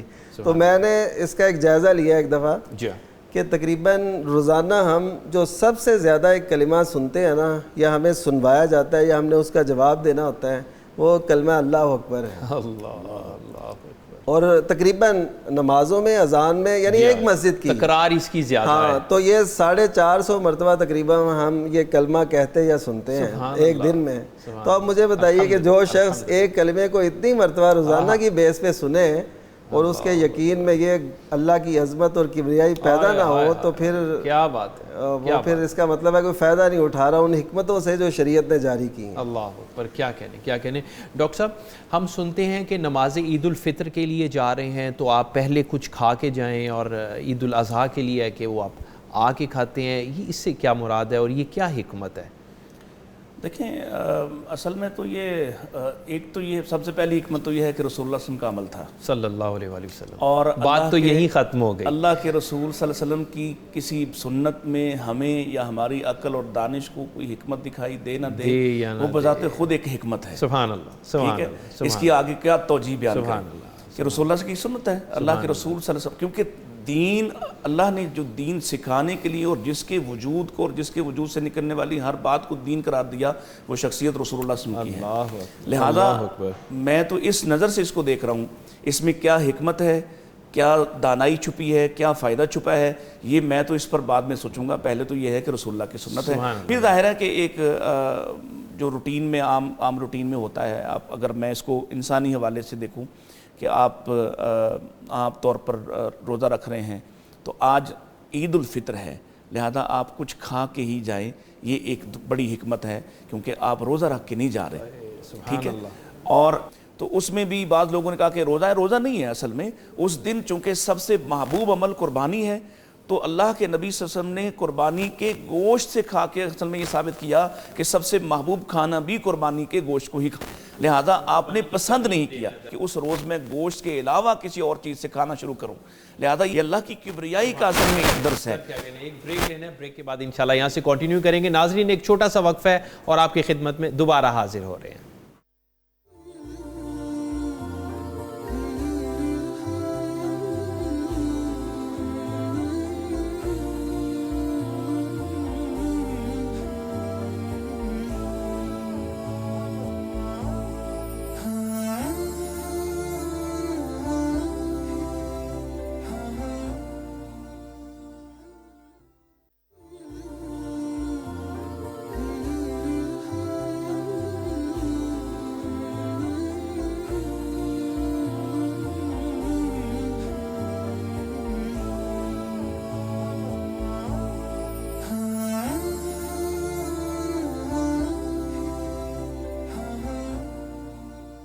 بلیس رمضان افطار ٹرانسمیشن میں ایک بار پھر آپ کا خیر مقدم کرتے ہیں. ہمیں جس شخصیت نے جوائن کیا ہے ہماری افطار ٹرانسمیشن کی پورے ماشاءاللہ رمضان المبارک کے ماہ میں ہماری اس ٹرانسمیشن کی رونق رہے ہیں. ان کی بڑی محبت کہ وہ ہماری درخواست پہ روزانہ تشریف لاتے رہے. میری مراد ہے ڈاکٹر محمد حماد لکھوی صاحب، dean faculty of Islamic studies, university of the Punjab, مفسر قرآن ہیں، اسلامک اسکالر ہیں، اور ہم ان کا شکریہ بھی ادا کرتے ہیں کہ انہوں نے پورا ماہ ہمیں ٹائم دیا. سر السلام علیکم. جی وعلیکم السلام ورحمۃ اللہ. آپ کی تشریف آوری کا شکریہ. بہت شکریہ. عید الفطر کے حوالے سے سر ہم بات کر رہے ہیں، کیا خواتین کے لیے بھی اسی طرح لازم ہے کہ وہ عید کی نماز میں شامل ہوں جس طرح مردوں کے لیے؟ بسم اللہ الرحمن الرحیم. دیکھیں، لازم کوئی چیز اس وقت ہوتی ہے جب نبی پاک صلی اللہ علیہ وسلم حکم دیتے ہیں. ٹھیک ہے. تو نبی کریم صلی اللہ علیہ وسلم نے جس طرح مردوں کو عیدگاہ میں پہنچنے کا حکم دیا، اسی طرح خواتین کو بھی پہنچنے کا حکم دیا. ٹھیک ہے. لہٰذا خواتین کو بھی عیدگاہ پہنچنا چاہیے. ٹھیک ہے. اور اس میں نبی کریم صلی اللہ علیہ وسلم نے یہاں تک فرما دیا کہ وہ خواتین جنہوں نے نماز نہیں بھی پڑھنی وہ بھی عیدگاہ جائیں، اور بس وہ مصلی سے الگ رہیں. ٹھیک ہے. اور دعا میں شامل ہو جائیں، کیونکہ دعا اتنی قیمتی ہے کہ وہ. اور یہاں تک ہوا کہ بعض خواتین نے کہا کہ ہمارے پاس چادر نہیں ہوتی کہ ہم پردہ کر کے وہاں پہ پہنچ سکیں. تو آپ نے فرمایا 2 لوگ اپنی چادر شیئر کر لیا کریں. اوکے. لیکن آنا ضرور ہے. تو یعنی اس قدر تاکید جو ہے شاید مردوں کے لیے نہیں ہے جتنی خواتین کے لیے تاکید ہے. تو ویسے تو جب کبھی یعنی جمع کے صیغے کے ساتھ نبی پاک صلی اللہ علیہ وسلم حکم فرما دیں یا قرآن کے اندر کوئی حکم ہو تو اس کے اندر خواتین شامل ہوتی ہیں. اوکے. وہ مرد و خواتین دونوں کے لیے. لیکن یہاں خواتین کے لیے الگ سے اتنی تاکید ہے کہ خواتین کو عیدگاہ سے پیچھے نہیں رہنا چاہیے، ان کو لازماً آنا چاہیے. جی بہتر. سر اگر ایک شخص کسی دوسرے ملک میں روزے رکھتا ہے، اس نے وہاں سے آغاز کیا تھا رمضان کا، اس بار تو اتفاق ہے کہ ہمارا اکٹھا ہے بہت سارے ممالک کے ساتھ، لیکن وہ روزے کسی اور جگہ رکھتا ہے اور عید پاکستان میں آ کے کرتا ہے اور فرق ہو، تو اس صورت میں وہ کتنے روزے رکھے؟ دیکھیں، قرآن کا حکم ہے فمن شاہد منکم الشہر فلیصم. جو رمضان کے مہینے میں موجود ہوگا وہ روزے رکھے گا، لازماً رکھے گا. لہٰذا اگر اس نے پیچھے 30 روزے بھی رکھ لیے ہیں اور یہاں آ کے اس نے ایک روزہ ایکسٹرا اس کو رکھنا پڑ گیا ہے، اس کے 31 ہو جائیں بھلے، لیکن رمضان میں ہوتے ہوئے وہ روزہ ترک نہیں کر سکتا. اوکے. کیونکہ وہ رمضان میں ہے، لہذا اس کو روزہ رکھنا پڑے گا چاہے اس کے روزے زائد ہو جائیں. اوکے. جی بہتر ہو گیا. ڈاکٹر صاحب سر فرمائیے گا، بعض اوقات خدا نخواستہ کسی کے گھر میں کوئی غم کی خبر آ گئی تھی کچھ عرصہ رمضان سے، ہم کہہ لیتے ہیں کچھ عرصہ قبل یا رمضان میں ہی کوئی فوتگی ہو گئی ان کے گھر میں، تو بعض لوگ پھر عید نہیں مناتے اور وہ یہ کہتے ہیں کہ ہم یہ سوگ میں گزاریں گے. کیا یہ عمل درست ہے؟ جو لازمی سوگ ہے وہ تو 3 دن کا ہے. ٹھیک ہے. 3 دن کا ہے. وہ تو ظاہر ہے کسی بھی موقع پر آ جائے تو ظاہر ہے ہم کسی کو کہیں بھی کوئی عید منائے تو وہ کیسے منا سکتا ہے، اس کا سوگ کا دن ہے. 3 دن ہے وہ سوگ.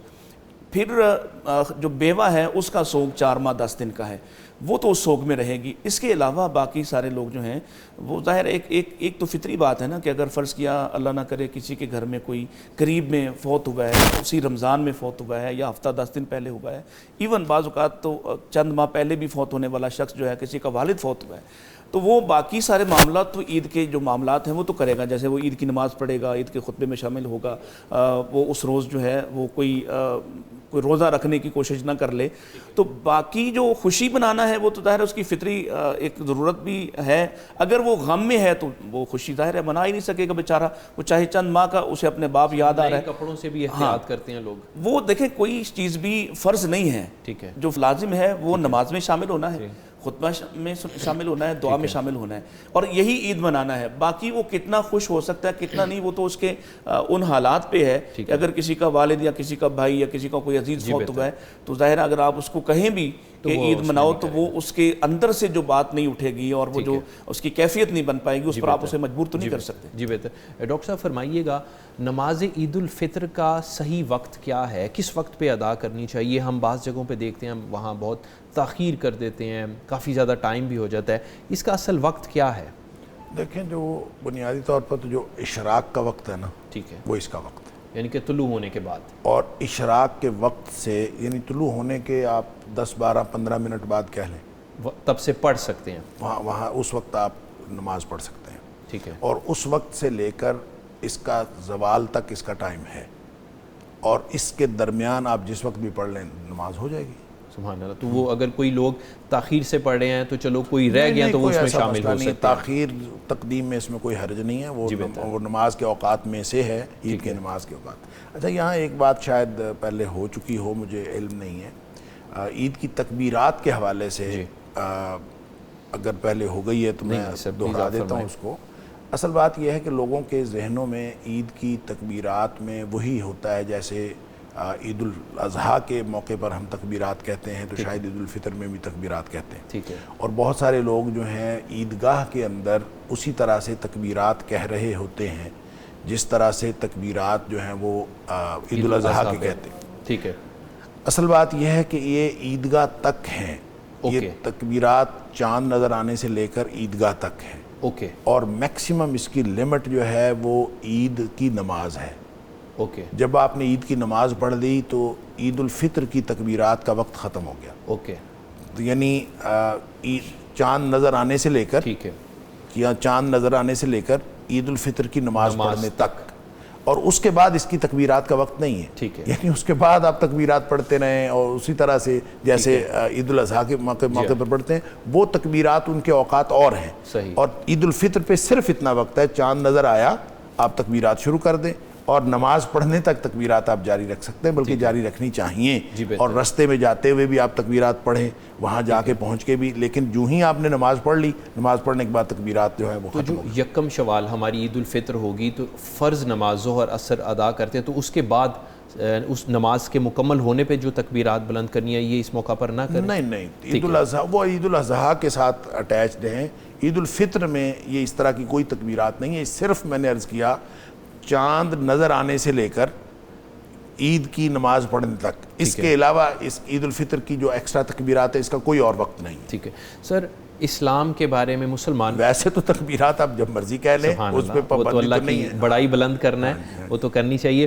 سر بعض لوگ اسلام کے بارے میں اور مسلمانوں کے بارے میں یہ کانسیپٹ رکھتے ہیں کہ اسلام بہت سنجیدہ اور خشک مذہب ہے، اور جو مسلمان ہوتے ہیں وہ بہت خشک ہوتے ہیں، اور خاص طور پہ اگر وہ پریکٹسنگ مسلم ہے اور اس نے چہرے پہ سنت رسول صلی اللہ علیہ وسلم سجائی ہے اور وہ نماز کی پابندی وغیرہ کرتا ہے، تو وہ سمجھتے ہیں کہ بہت خشک انسان ہے، اور اس سے ہم کیا ایکسپیکٹ کریں کہ عید پہ یہ کیسے سیلیبریٹ کرے گا، نہ جانے ان کی عید کیسی ہوگی؟ میں یہ سمجھتا ہوں کہ یہ نا جتنا زیادہ کوئی شخص اللہ تعالیٰ معاف فرمائے ایمان سے دور ہوتا ہے، اس کی یہ والی تھنکنگ زیادہ اس کی سٹرونگ ہوتی ہے کہ یہ ایمان والے خشک ہوتے ہیں، یہ مسلمان خشک ہوتے ہیں دیکھ کر۔ اس کی وجہ یہ ہے کہ دیکھنے سے اللہ تعالیٰ ایک صحیح مسلمان جب وہ صحیح اس روپ میں ہو جو نبی پاک صلی اللہ علیہ وسلم کا سنت بتایا ہوا روپ ہے، تو لوگ دیکھ کر عام طور پر مرعوب ہو جاتے ہیں، اور وہ اس کے بارے میں اسی طرح کا خیال رکھتے ہیں کہ یہ تو شاید ہنستا بھی نہیں ہوگا اور شاید اس کے تو معاملات اس طرح کے ہوں گے۔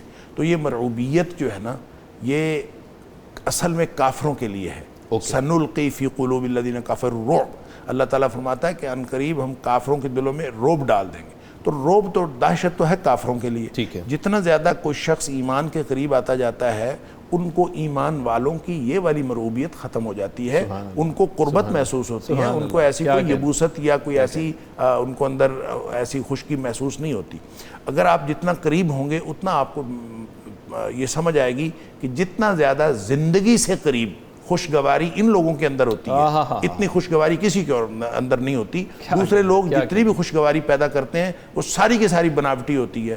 یہاں اللہ کے شکر ہے الحمدللہ جو اہل ایمان کے ہاں اور اہل اسلام کے ہاں خوشگواری ہوتی ہے وہ ایک تو خلاف واقعہ نہیں ہوتی، بے حقیقت چیزوں میں نہیں ہوتی، امر واقعہ کے ساتھ ہوتی ہے، سچی اور کھری چیزیں ہوتی ہیں، سچا اور کھرا رویہ ہوتا ہے اور سچی اور کھری خوشی ہوتی ہے۔ لہٰذا یہ وہ خوشیاں ہیں جو دیر پا بھی ہیں اور جو انسانوں کی طبیعتوں کے اوپر اثر کرتی ہیں۔ ایسا نہیں ہے کہ آپ ایک ماحول بنا دیا ہے اور بس ماحول بنا کے وہاں پہ تھوڑی دیر آپ مثال جیسے اللہ تعالیٰ معاف فرمائے لوگ کلبوں میں چلے جاتے ہیں یا ایسی انٹرٹینمنٹ کی جگہوں پہ جاتے ہیں تو وہاں پہ ایک مصنوعی ماحول بنا کے مصنوعی کاوش کی جاتی ہے لوگوں کو خوش کرنے کی۔ اس طرح کا اسلام میں کوئی تصور نہیں ہے۔ اسلام میں اپنی حقیقی زندگی کو خوشگوار بنانے کے طریقے بتائے گئے ہیں، لہذا ہماری حقیقی زندگی کو اللہ تعالیٰ نے اس طرح سے خوشگوار بنایا ہے کہ جتنا زیادہ آپ اسلام والوں کے اور اسلام کے قریب آئیں گے آپ اس خوشگواری سے مستفید ہوتے چلے جائیں۔ کیا کہنے سر، یہ جو کمپنیز کے مالکان ہیں اور ان کی کمپنیز میں بہت سارے لوگ کام کرتے ہیں یا ہمارے ارد گرد کے بہت سارے لوگ ہیں، ان کو ہم عید کی خوشیوں میں کیسے شامل کر سکتے ہیں؟ دیکھیں ان کو عید کے اوپر گفٹ دینا چاہیے۔ میں سمجھتا ہوں کہ جو جس طرح ہم عیدی دیتے ہیں ٹھیک ہے، تو عیدی کے طور پر ایک تو رمضان میں ان کے معمولات میں تخفیف کی جا سکتی ہے، اس کے کام کے جو ورکنگ آورز ہیں اس کے اندر تخفیف کر کے رمضان میں ان کے ساتھ محبت اور قربت کا اظہار کیا جا سکتا ہے، ہمدردی اور غمخواری کا اظہار کیا جا سکتا ہے۔ اور دوسرا جو اصل مسئلہ ہے کہ عید کے موقع پر آپ ان کو گفٹ دیں، اور جس طرح سے مختلف کمپنیاں مختلف مواقع کے اوپر اپنے سارے ملازمین کو شامل کرتی ہیں اس میں، تو وہ عید کے موقع پر شامل کر لیں تو اس میں دوہرا فائدہ ہو جائے گا۔ ایک تو کمپنی کی جو اپنی ریپیوٹ بہتر کرنے کے لیے ان کو جو وقتاً فوقتاً اپنے انویسٹمنٹ کرنی پڑتی ہے، اپنے جو ملازمین ہیں ان کو ریوارڈ دینے ہوتے ہیں، ایک تو اس کا وہ فائدہ ہو جائے گا ان کو، اور دوسرا فائدہ یہ ہوگا کہ آپ عید کے موقع پر دیں گے تو آپ انشاءاللہ ایک اسلامی طرز زندگی کی عکاسی کریں۔ سبحان اللہ، سبحان اللہ۔ سر کیا کہنے، آج 29 رمضان المبارک ہے اور یہ ہماری اس رمضان المبارک 2023 کی لاسٹ افطار ٹرانسمیشن ہے، اور میں درخواست کروں گا اور شکریہ بھی ادا کرتا ہوں کہ آپ نے ہمیں اتنا وقت دیا، اور میں درخواست کروں گا کہ آپ ہم سب کے لیے، ہماری پوری ٹیم کے لیے، ہمارے ناظرین کے لیے، امت مسلمہ کے لیے دعا فرما دیں۔ یا رب لک الحمد کما ینبغی لجلال وجہک ولعظیم سلطانک، یا رب لک الحمد کما ینبغی لجلال وجہک وعظیم سلطانک، یا رب لک الحمد کما ینبغی لجلال وجہک وعظیم سلطانک۔ اللہم انا نسألک بأننا نشہد انک انت اللہ، اللہم انا نسألک بأننا نشہد انک انت اللہ، لا الہ الا انت الاحد الصمد الذی لم یلد ولم یولد ولم یکن لہ کفوا احد۔ اللہم انا نسألک بأن لک الحمد لا الہ الا انت المنان یا ذا الجلال والاکرام یا حی یا قیوم برحمتک نستغیث۔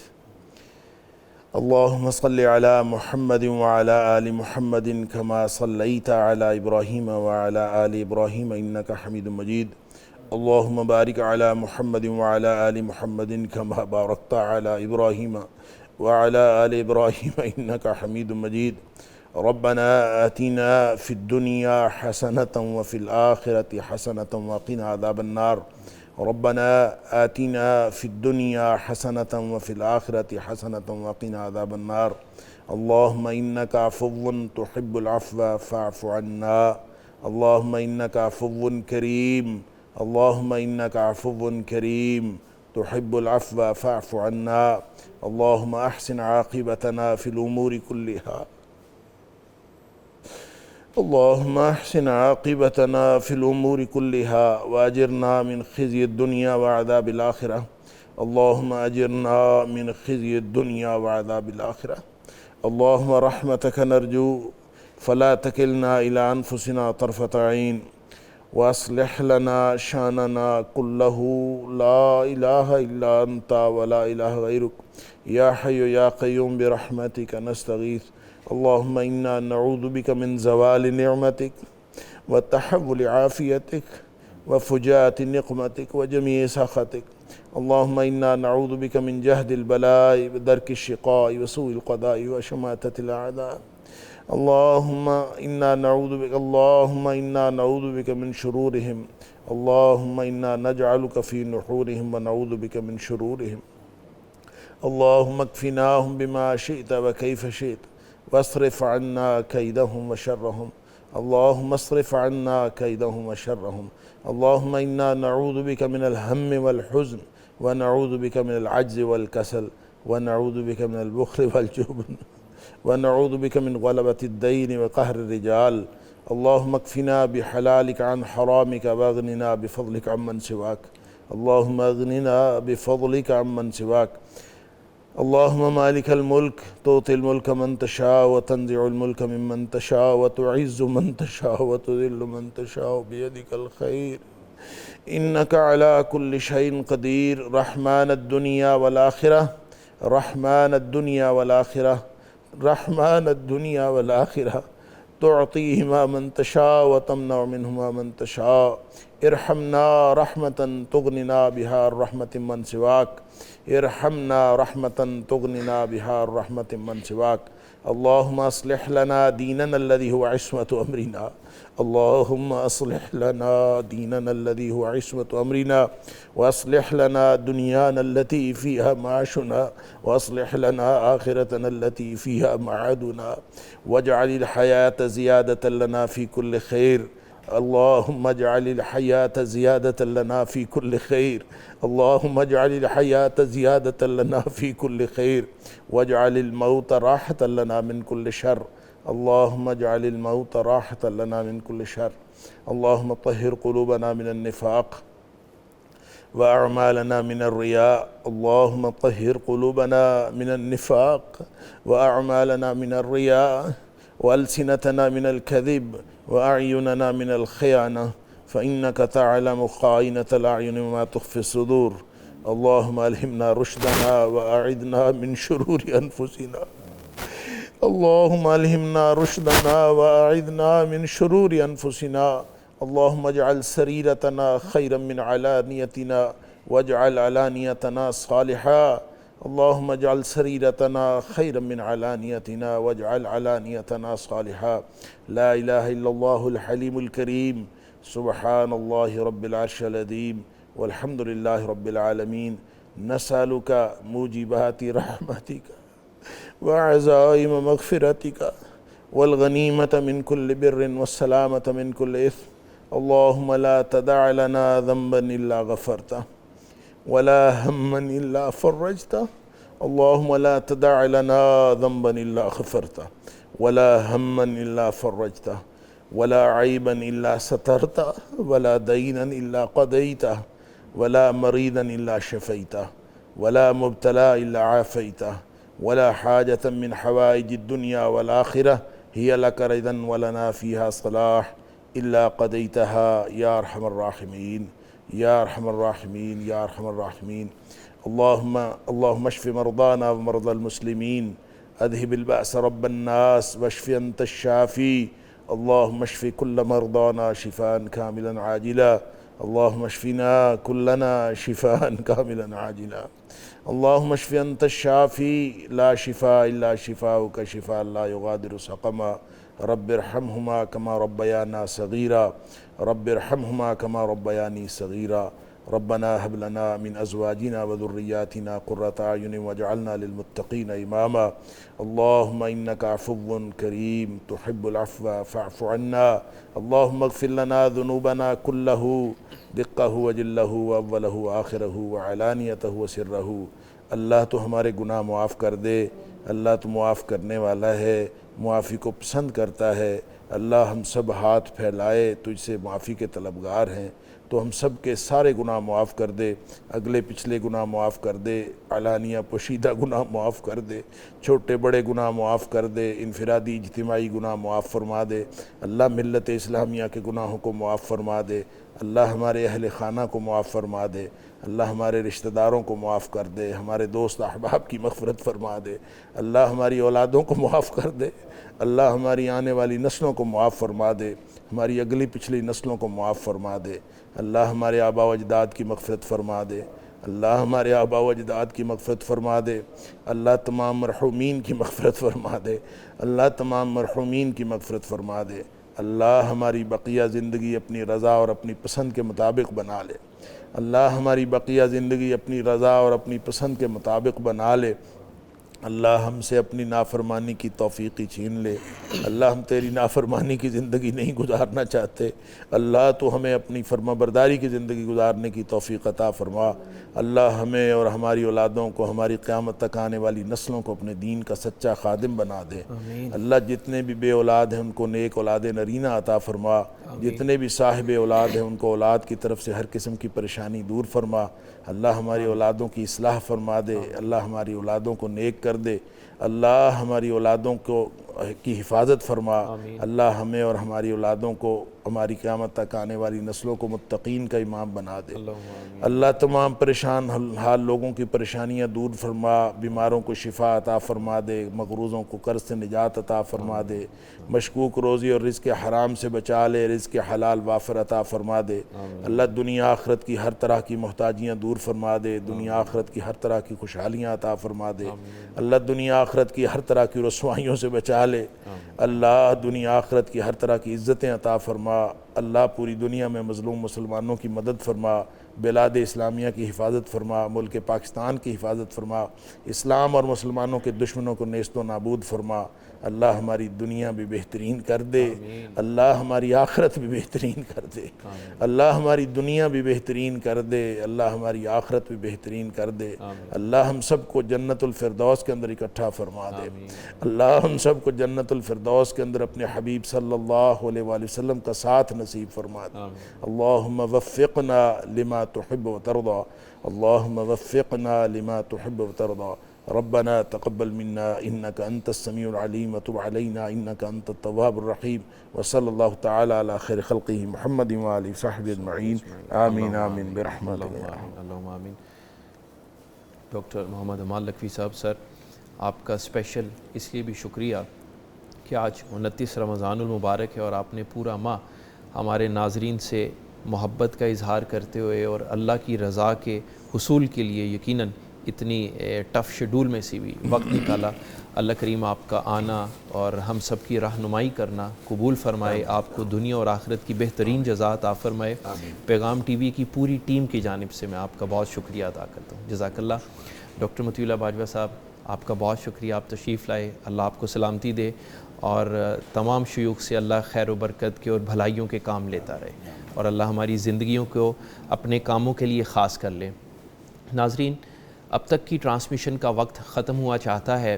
ہم نے رمضان المبارک کو جیسا بھی گزارا، یقیناً مجھے یقین ہے، امید ہے کہ ہم نے اللہ کی رضا کی جستجو کی، جس قدر بھی کی اللہ کریم اس کو قبول فرمائے، اور ہمیں اس یقین کے ساتھ رہنا ہے کہ ہم نے جو اس میں مناجات کی ہیں، جو رب کو پکارا ہے، جو معافیاں مانگی ہیں، تو کریم آقا نے اپنا فضل و احسان فرما دیا الحمدللہ۔ جو عید کا دن ہے وہ بدلے کا دن ہے، انعام کا دن ہے، تو اس یقین کے ساتھ جانا ہے کہ اللہ کریم نے ہمیں معاف فرما دیا۔ بس ہمارے ذمہ یہ ہے کہ ہم نے اس میں اپنے اندر جو بہتری پیدا کی ہے، شعبان تک جس طرح کا کردار تھا، رمضان میں آ کے اس میں جو بہتری آئی، اب ہم نے مزید بہتری کی طرف جانا ہے، ہم نے واپس نہیں جانا، ہم نے جو اچھے اعمال اپنائے ہیں ان میں مزید آگے بڑھنا ہے، جو گناہ چھوڑے ہیں ان کو چھوڑے رکھنا ہے، اور مزید اگر کوئی ہماری زندگی میں ہیں تو ہمیں ان سے بھی کنارہ کشی کرنی ہے، اور جو خیر کے اور نیکی کے کام ہم نے اپنی زندگی میں ایڈ کیے ہیں ان میں مزید آگے بڑھنا ہے۔ اللہ کریم ہم سب کی اس کاوش کو قبول فرمائے۔ ہمیں ابھی اجازت دیجیے، 7:30 پہ انشاءاللہ آپ سے دوبارہ ملاقات ہوگی۔ السلام علیکم۔